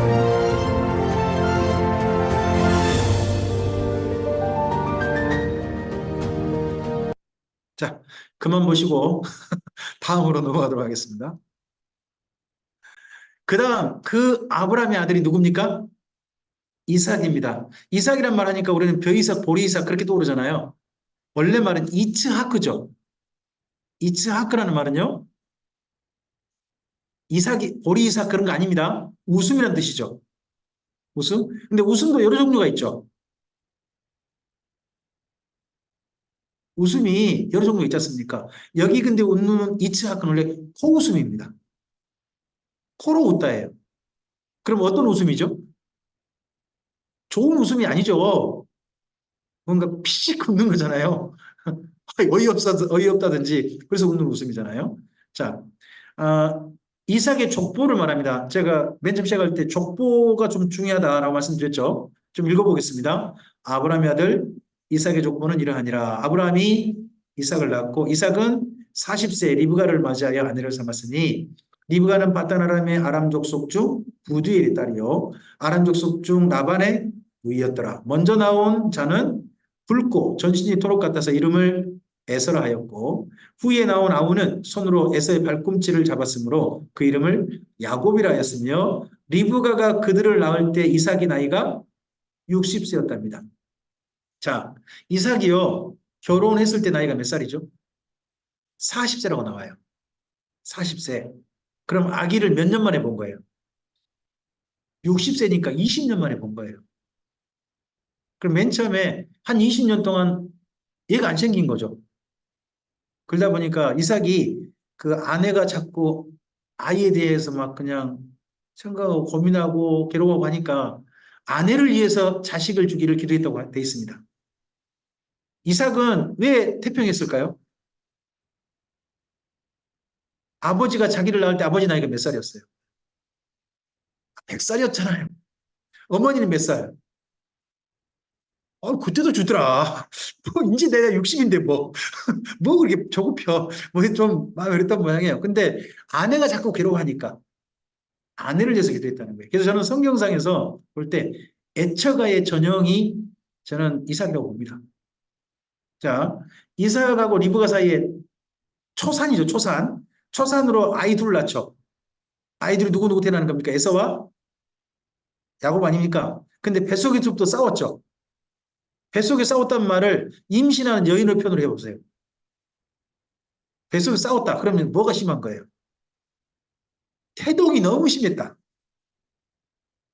그 말 아닙니까? 태동이 너무 심했다. 그러면 임신 중에 고통이 너무 심했다는 거 아닙니까? 초산이죠. 초산에 쌍둥이를 낳아요. 쌍둥이를 낳아요. 근데 쌍둥이 혹시 주변에 나는 거 보셨습니까?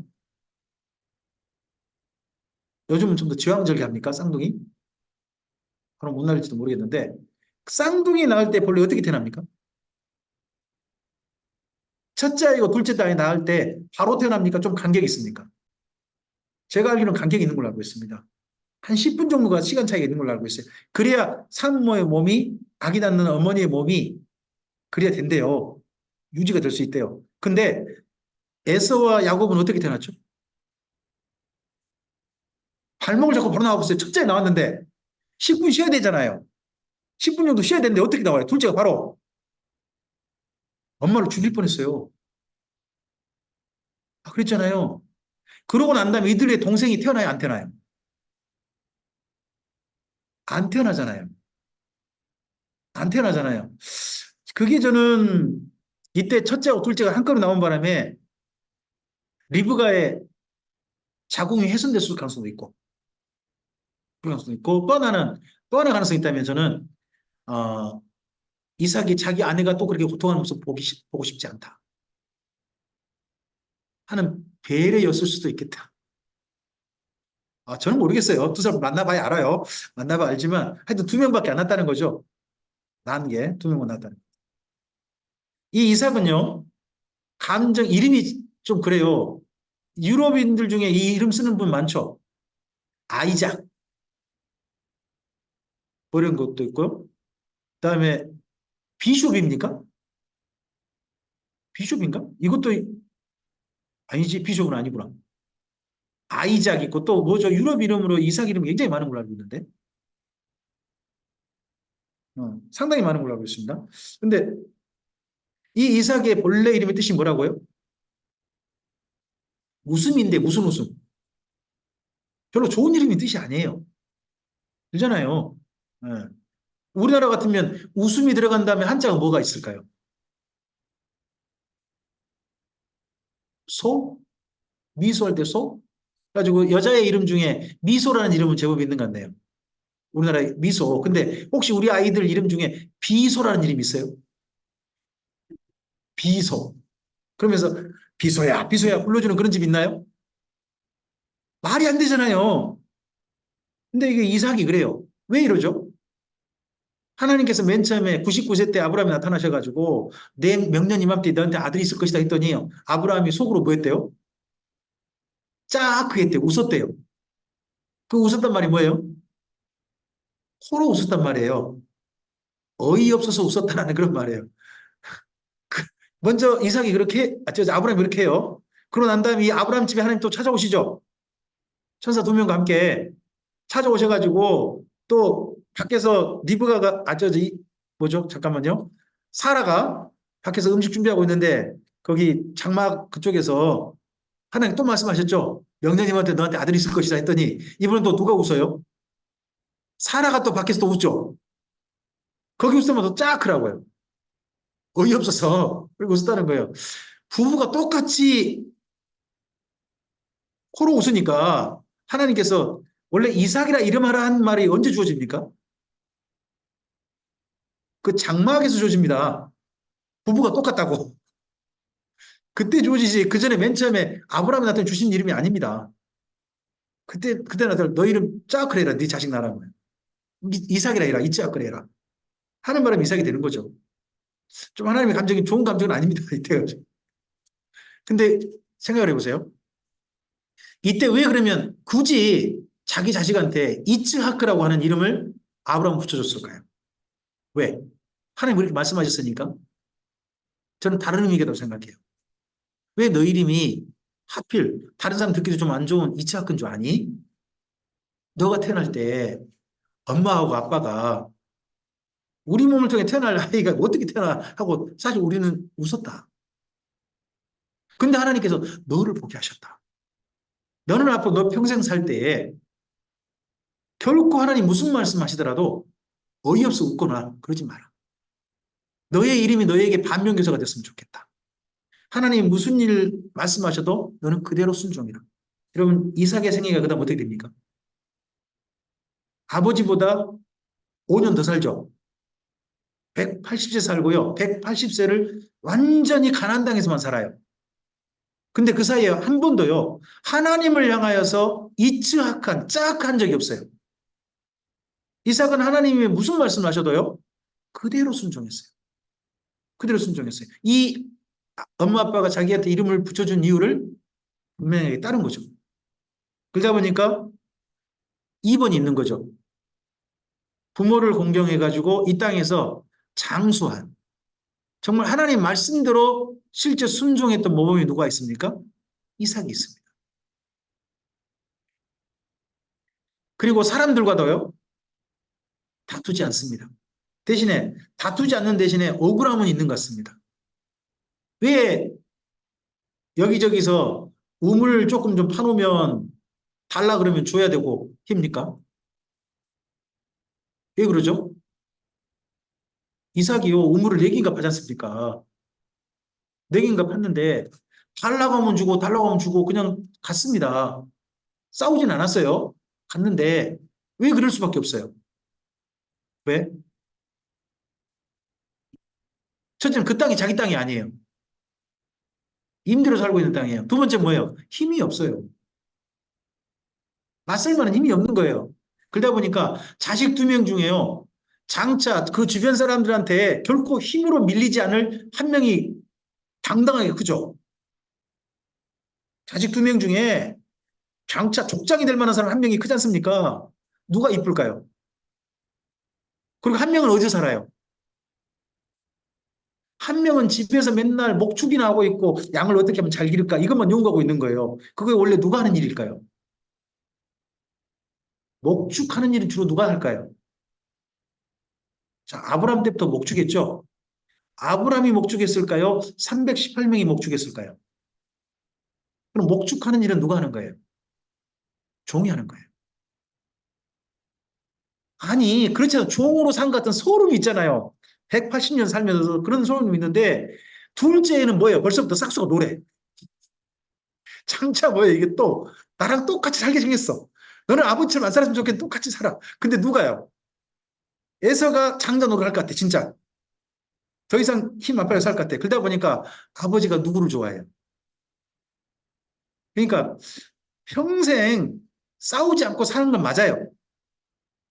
그냥 주변 사람들이 뺏어가면 코로 웃고 이츠하크 그래요 가죠 하고 갔을지 모르나 속으로는 진짜 억울했던 거죠. 그 억울함 때문에 나온 어떻게 보면 편애가 애서일 수 있어요. 사실 우리의 경험도 그런 거 있죠. 그런 거 있습니다. 그래가지고 애서에 대한 편애가 가고 또 편애가 가고 아버지가 그렇게 편애하니까 또 엄마는 당연히 또 누구 엄마는 애들 중에요 잘된 애들 쪽으로 많이 가요. 그나마 조금 좀 짠한 애들 쪽으로 많이 가요. 짠하단 말 아시죠? 여기도 쓰나요? 아, 똑같이 쓰나요? 예, 짠하다 하잖아요. 그 애한테 둘째가 그런데 얘한테 좀 더 많이 줘야지. 쟤는 아버지가 뭐 안 줘도 그냥 지 혼자 지금 잘하고 있잖아. 그러면 둘째한테 좀 많이 해줘야 될 거 아니에요. 둘째한테 별로 안 하니까 자꾸 그래서 결국은 편애 때문에 어려워진 가정이 이삭의 가정이 되죠. 편애 때문에 어려워진 가정. 하지만 이삭은 평생 180년을 살면서요. 하나님의 말씀에 한 번도 이척한 적 없습니다. 하나님 말씀이라면 그대로 순종하고 아버지처럼 하나님을 경외했던 사람이 이삭입니다. 그 이삭이 다녔던 곳이요. 180년 다녔던 곳이 유대 산지입니다. 잠깐 유대 산지 좀.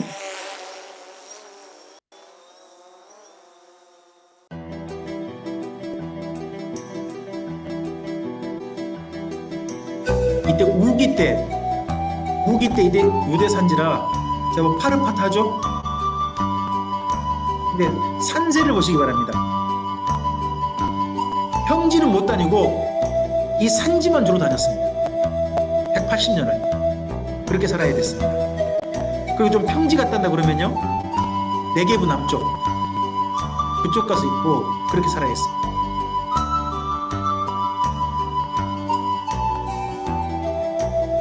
또 여기를 반호셔야 될 이유가 뭐냐, 여기 부엘세바에서요 베델까지 하루 만에 도망친 사람이 있습니다. 누가 있죠? 야곱. 하루 만에 가요. 근데 이런 산지를 세상에 90km거든요. 부엘세바에서 베델까지가 90km 돼요. 거기를 하루 만에 가버리는 거예요. 여러분 이럴 능력 있으세요 없으세요? 전 이 살아넘으면 힘 팔려가지고 못 버티겠어요. 근데 이 산지를 세상에 90km를 하루 만에 가버린 사람, 도망치는 능력이 달인 한다면 야곱이지 않을까 싶어 보이는 것도 있는 거죠.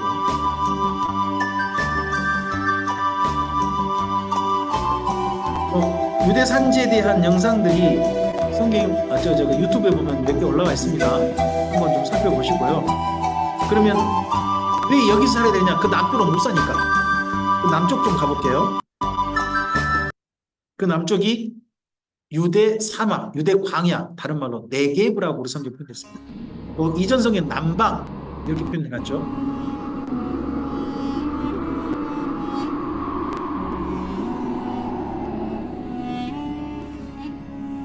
사람이 살 수가 없어요. 더더욱 양떼가 많으면요. 여기서 산다는 건 진짜 어불성설이에요. 그러다 보니까 좀 위쪽에서 그나마 산지를 다니면서 그렇게 산 거죠.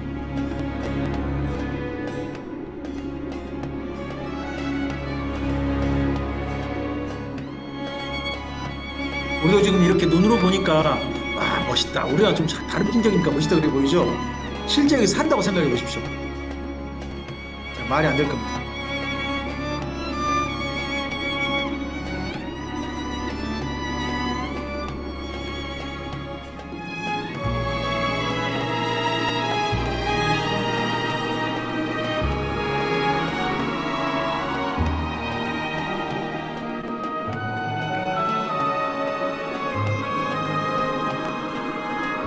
그렇지 않아도 월세로 사는데 여기저기 거류하고 떠돌아다녀야 되는데 이런 땅 바로 위에서 살아야 되는 그 이삭의 소름 같은 게 아직 좀 있는 거죠.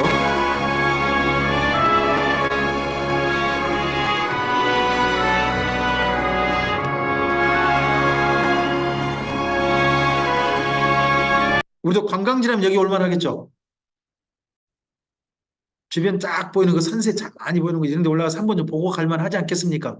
근데 여기서 365일 몇십 년 산다면요. 말이 되겠습니까? 근데 이 근처에서 바로 이삭이 살았다는 겁니다. 바로 이쪽 부엘세바에서.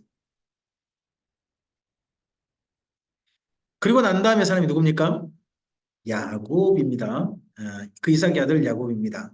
창세기 37장에 가면 야곱의 족보가 나와요. 한번 2절부터 4절 앞을 보시고 읽어주실까요? 야곱의 족보는 이러하니라. 요셉이 17세의 소년으로서 그의 형들과 함께 양을 칠 때에 그의 아버지의 아내들 비라와 실바의 아들들과 더불어 함께 있었더니 그가 그들의 잘못을 아버지께 말하더라.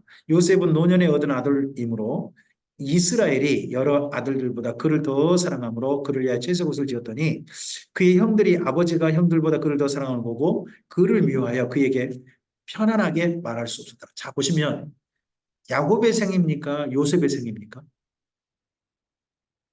야곱의 족보라 그러면서 누구 이야기를 해버려요? 요셉 이야기하고 있죠. 이해가지 않습니까? 그래서요, 요셉의 이야기는 야곱의 족보 속에 들어가 버려요.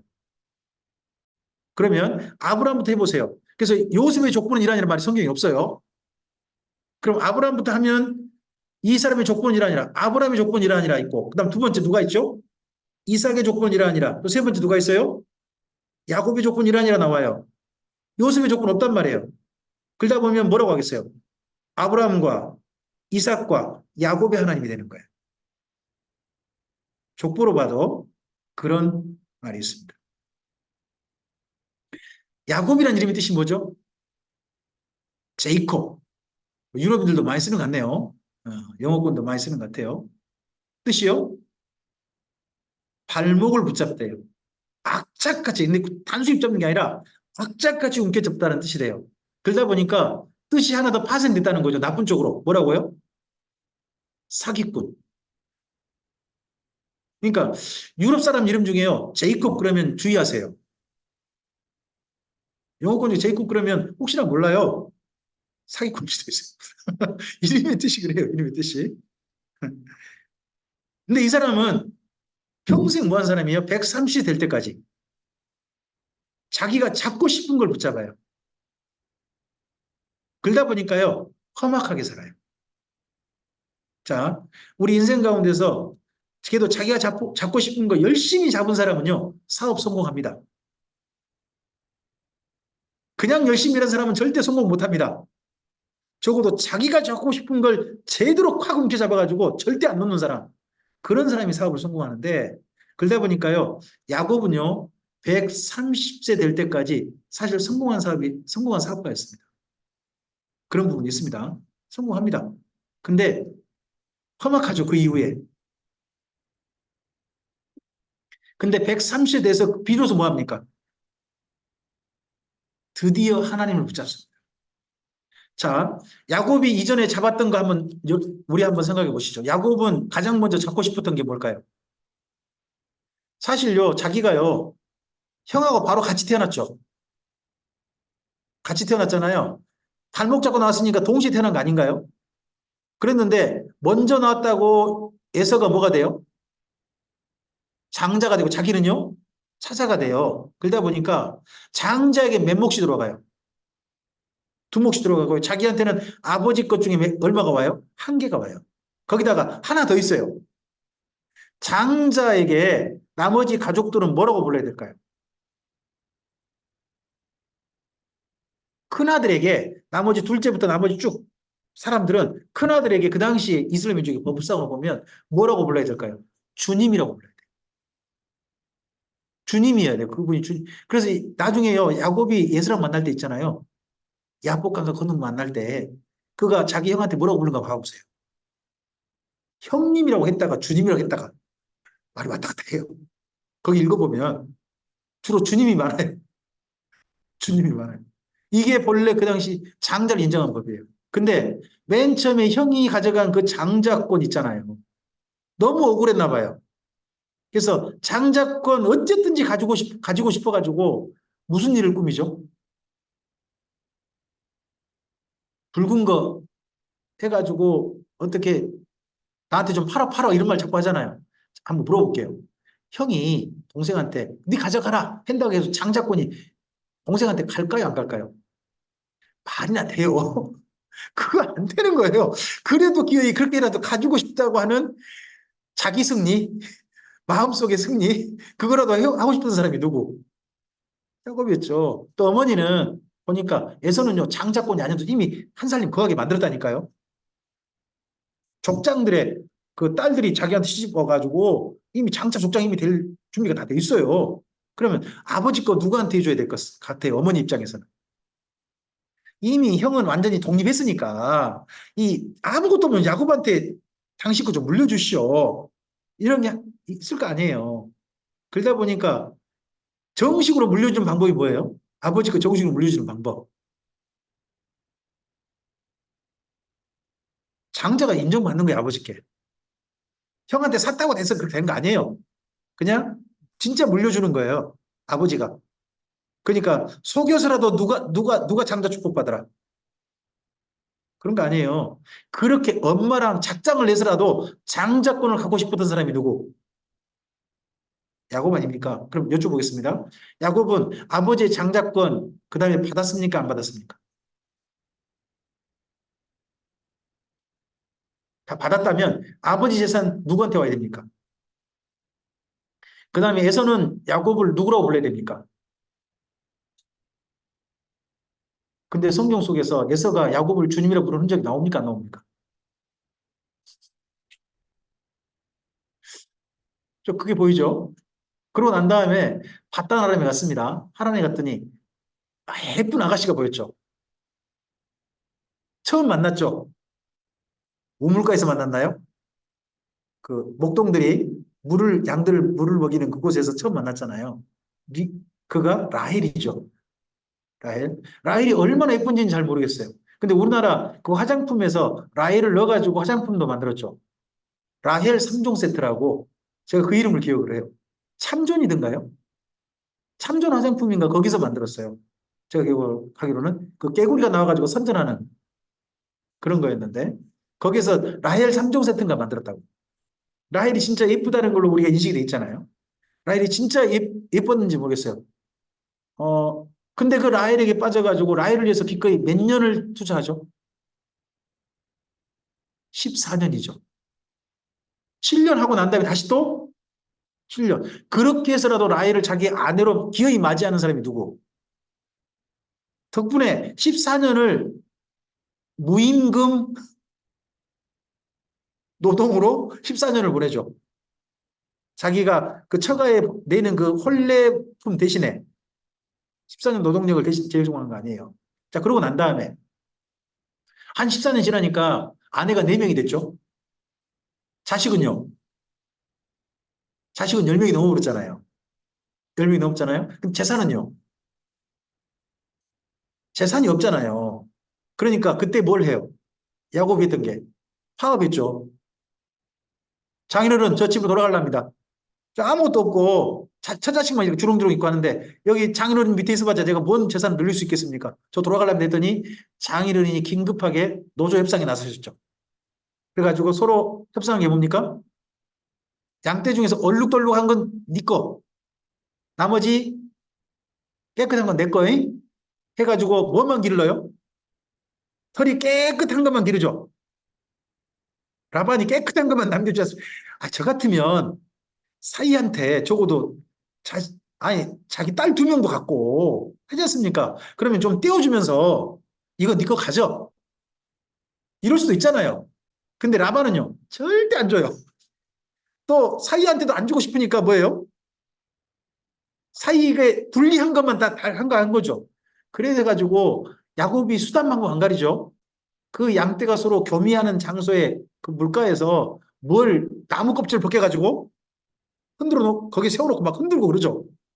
자, 어떻게 나무 껍질 벗겨가지고 나무 가지를 막 흔들면 그렇게 하얀색들끼리 서로 교미하면 그 속에서 얼룩덜룩한 게 태어납니까? 말이 안 되잖아요. 근데 그 당시 그게 미신이었던 것 같아요. 그죠? 근데 미신의 방법을 동원해서라도 재산을 늘리고 싶었던 사람이 누구? 야곱이 아니니까. 하나님께서 하도 답답하셔가지고 꿈에 나타나셨대요. 그래가지고요. 원래는 하얀 것과 하얀 것이 교미를 했는데 하나님 꿈에 보여주셨어요. 위에 올라탄 게 보니까 밑에 건 하얀 건데 위에 올라탄 게 얼룩덜룩한 거더라는 거예요. 하나님 보여주셨대요. 그럼 보여주실 때 무슨 이야기겠어요? 제발 그만 흔들어대라. 그런 것 좀 하지 마라. 그러지 않아도 내가 충분히 다 너한테 준다. 이런에도 불구하고 끝까지 나뭇가지를 지고 흔들었던 사람이 누구예요? 야곱은요. 자기가 한번 잡고 싶으면 수단만 안 가리는 거죠. 그냥 기어이 대가 만들어야 되죠. 그렇게 만들었어요. 거부가 됐어요. 자식도 많아졌어요. 했죠. 돌아왔잖아요. 그렇게 돌아왔어요. 근데 돌아오고 난 다음에 그 다음에 야곱이 잃기 시작하죠. 야곱이 가장 먼저 잃은 게 뭐예요? 라헬을 잃어요. 라헬이 잃어요. 그 다음 두 번째 잃은 게 뭐예요? 요셉을 잃어요. 요셉을 잃어요. 그 다음 잃은 게요. 재산을 잃어버려요. 기근이 들어와가지고 재산을 다 잃어버려요. 마지막으로 한 가지 붙잡고 있었죠. 이거 하나 남았어요. 그게 베냐민이었어요. 근데 남은 가족 전체를 다 먹여 살려야 되니까 마지막에 뭐까지 낳아야 됐어요. 결국 마지막 잡았던 베냐민까지 낳아야 됐어요. 그때 나이가 몇 살? 130세. 근데 놓고 나서 이제 그러면 이 모든 거 다 놓고 나니까 누구만 의지할 수밖에 없어요, 이제. 그나마 믿는 분이 하나님이라. 엄마 아빠로부터 물려받은 그 신앙, 베델에서 만났던 그분, 그리고 바다나람에서 자기 나타나시는 그분, 그동안 쭉 예면했다가 이제 130세 돼서 비로소 베냐민까지 놓고서 하나님 붙잡게 되죠. 그러고 난 다음에 별로 안 살아요. 148세 이분이 돌아가시나요? 근데 남은 기간 동안 어떻게 합니까? 정말 진실하게 하나님을 사랑하고 삽니다. 그러다 보니까 새로운 그의 생애, 전혀 그전에 보이지 않았던 자녀들의 미래도 보이고요. 그죠? 하나님을 진실하게 만난 그의 시간이 됩니다. 어, 우리가 하나님께 용기를 내서 나갈 수 있게 만드는 사람이 누굽니까? 전 야곱이라고 생각합니다. 이 야곱도 하나님의 사람으로 성경은 이야기합니다. 야곱이 하나님의 사람이니까 우리가 용기를 줄 수 있는 겁니다. 만약에요, 아브라함하고 이삭만 내놓고요, 이런 사람이 하나님의 사람이에요. 그럼 우리는요, 나갈 용기가 참 안 생길 수도 있습니다. 근데 아브라함을 내세우니까 용기가 좀 생기는 거죠. 좀 전에 말씀드렸죠. 부엘세바에서 베델까지가 한 90km 된단 말이에요. 그 유다 산지를 며칠 만에 가버려요? 하루 만에 갔다니까요. 그 산지를.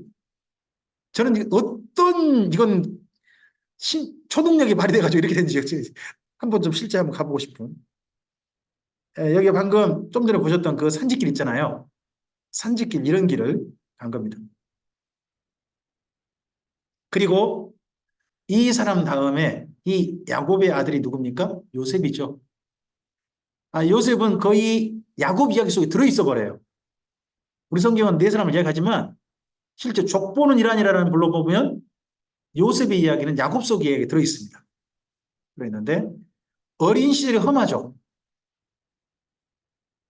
자기 동생 낳다 어머니 돌아가셔 버리잖아요. 그러면 자기 동생 베냐민 누가 젖먹여 키웠겠어요? 옆에 이붓 엄마들 소름 받고 컸겠죠, 둘이. 그러니까 아버지가 더 요셉을 더 사랑했을지도 모르죠. 그러면 편애를 받고요. 그리고 너무 어린 시간에 20세도 되기 전에 팔려갔을 걸로 보잖아요. 이분이 몇 살 때 총리가 되죠? 30세로 돼 있지 않습니까? 근데 그 이전 시간을 보면 10년 넘게 시간이 걸려버리거든요. 그래서 한 18살 정도에 이분이 팔려가신 게 아니냐. 보통 그렇게 봅니다. 그런데 그 이후 요셉이 애굽의 생활을 보면요. 그는 진짜 하나님의 사람으로 삽니다. 자, 한번 여쭤보겠습니다. 요셉의 이런 신앙은 누구한테 배웠을까요?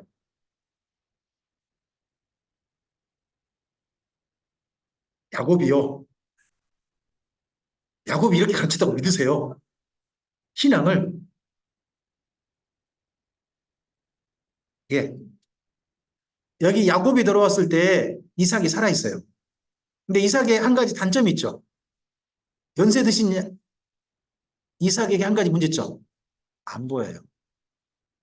할머니는 돌아가셨잖아요, 진짜. 그러면 할아버지를 돌볼 분이 있겠죠. 필요하겠죠. 야곱이 할아버지를 돌보라고 누구를 보낸 것 같아요? 그러니까 요셉의 신앙은 아무리 봐도 이삭 신앙을 물려받은 거예요. 이쪽으로밖에 연결이 안 돼요.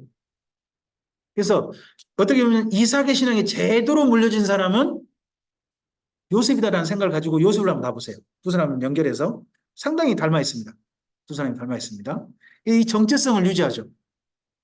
억울한 가운데서 끝까지 하나님의 사람으로 살았던 사람이 요셉, 이삭 아닙니까? 이삭이었고, 억울한 가운데서 하나님의 사람 끝까지 사는 사람이 요셉인 게 보이지 않습니까? 그러면서 이분에겐요, 뿐만이 아니라 자기 인생에 대한 해석을 보는 겁니다. 우리 가운데 한번 좀 읽어주실까요? 해석은 명확해. 정말 모든 해석은 자기 인생을 전반 생각해 보니까 이 모든 것은 하나님께서 맡게 되더라. 내가 하고 싶은 대로가 아니라 사실 이런 이야기를 누구한테 들었을까요? 아마도 돌아가시기 전에 이삭이 자기 손주 요셉에게 해주신 이야기가 아닐까 싶어요.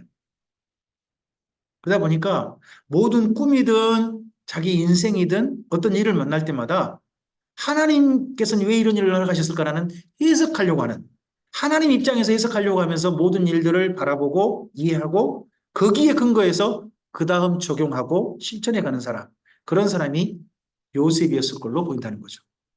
자, 이러한 네 사람의 이야기하고 비교되는 사람이 있습니다. 아브람 때 누가 나오죠? 아이고야, 제가 여자를 만들어 버렸네요.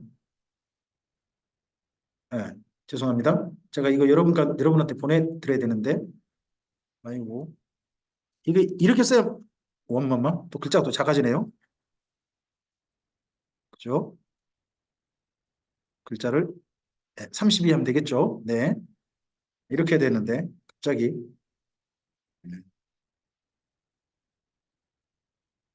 예, 아브람과 비교되는 사람이 나와요. 그렇죠? 누구요? 롯이 있죠. 이삭하고 자꾸 비교되는 사람이요? 이스마엘이 있죠. 그리고 야곱과 비교되는 사람이요? 에서가 있습니다. 그리고 요셉과 비교되는 사람이요? 유다입니다. 요셉도 팔려가고요. 요셉은 아버지를 떠나죠. 팔려서 떠나죠. 근데 아버지를 스스로 떠난 사람이 있죠. 그 다음에 유다입니다. 근데 유다는 굉장히 쉽게 말하면 집 나간 탕자인 거예요. 탕자인데 나중에 깨닫고 돌아오죠. 그래서 신약 성경 예수님이 말씀하시는 돌아온 탕자 이야기 있죠. 그거의 모티브가 아마도 유다일 거예요. 물론 훨씬 더 비참하게 만들어가지고 돌아오긴 합니다만은 어쨌든지 유다가 좀 그런 게 좀 있는 거예요. 근데 그러면 앞에는 뭐예요? 하나님의 사람들이죠. 뒤에 있는 사람은 대부분은 뭐예요? 유다 외에 나머지 사람들은 끝내 하나님을 떠난 사람들이에요. 사실 잘 보면. 그럼 이걸 이렇게 볼 수 있겠죠. 앞에는요. 이제 창세기 뒤에 사람들 이렇게 읽는 거예요. 앞에는 명품이에요, 명품. 뒤에는 뭐예요? 짝퉁이에요. 비교해서 좀 읽으시라는 거예요. 그러시면 창세기 뒷부분에 사람들 이야기가 우리에게 보이죠. 그러면서 우리에게 뒷부분에 이렇게 보이지 않습니까? 너는 명품이 될래, 짝퉁이 될래? 하시는 것 같습니다. 이왕이면 명품 됩시다. 예. 한 20분 쉬시고 난 다음에 우리 명품으로서 출애굽기를 좀 만납시다. 네. 지금 시간이요? 3시네요. 3시 20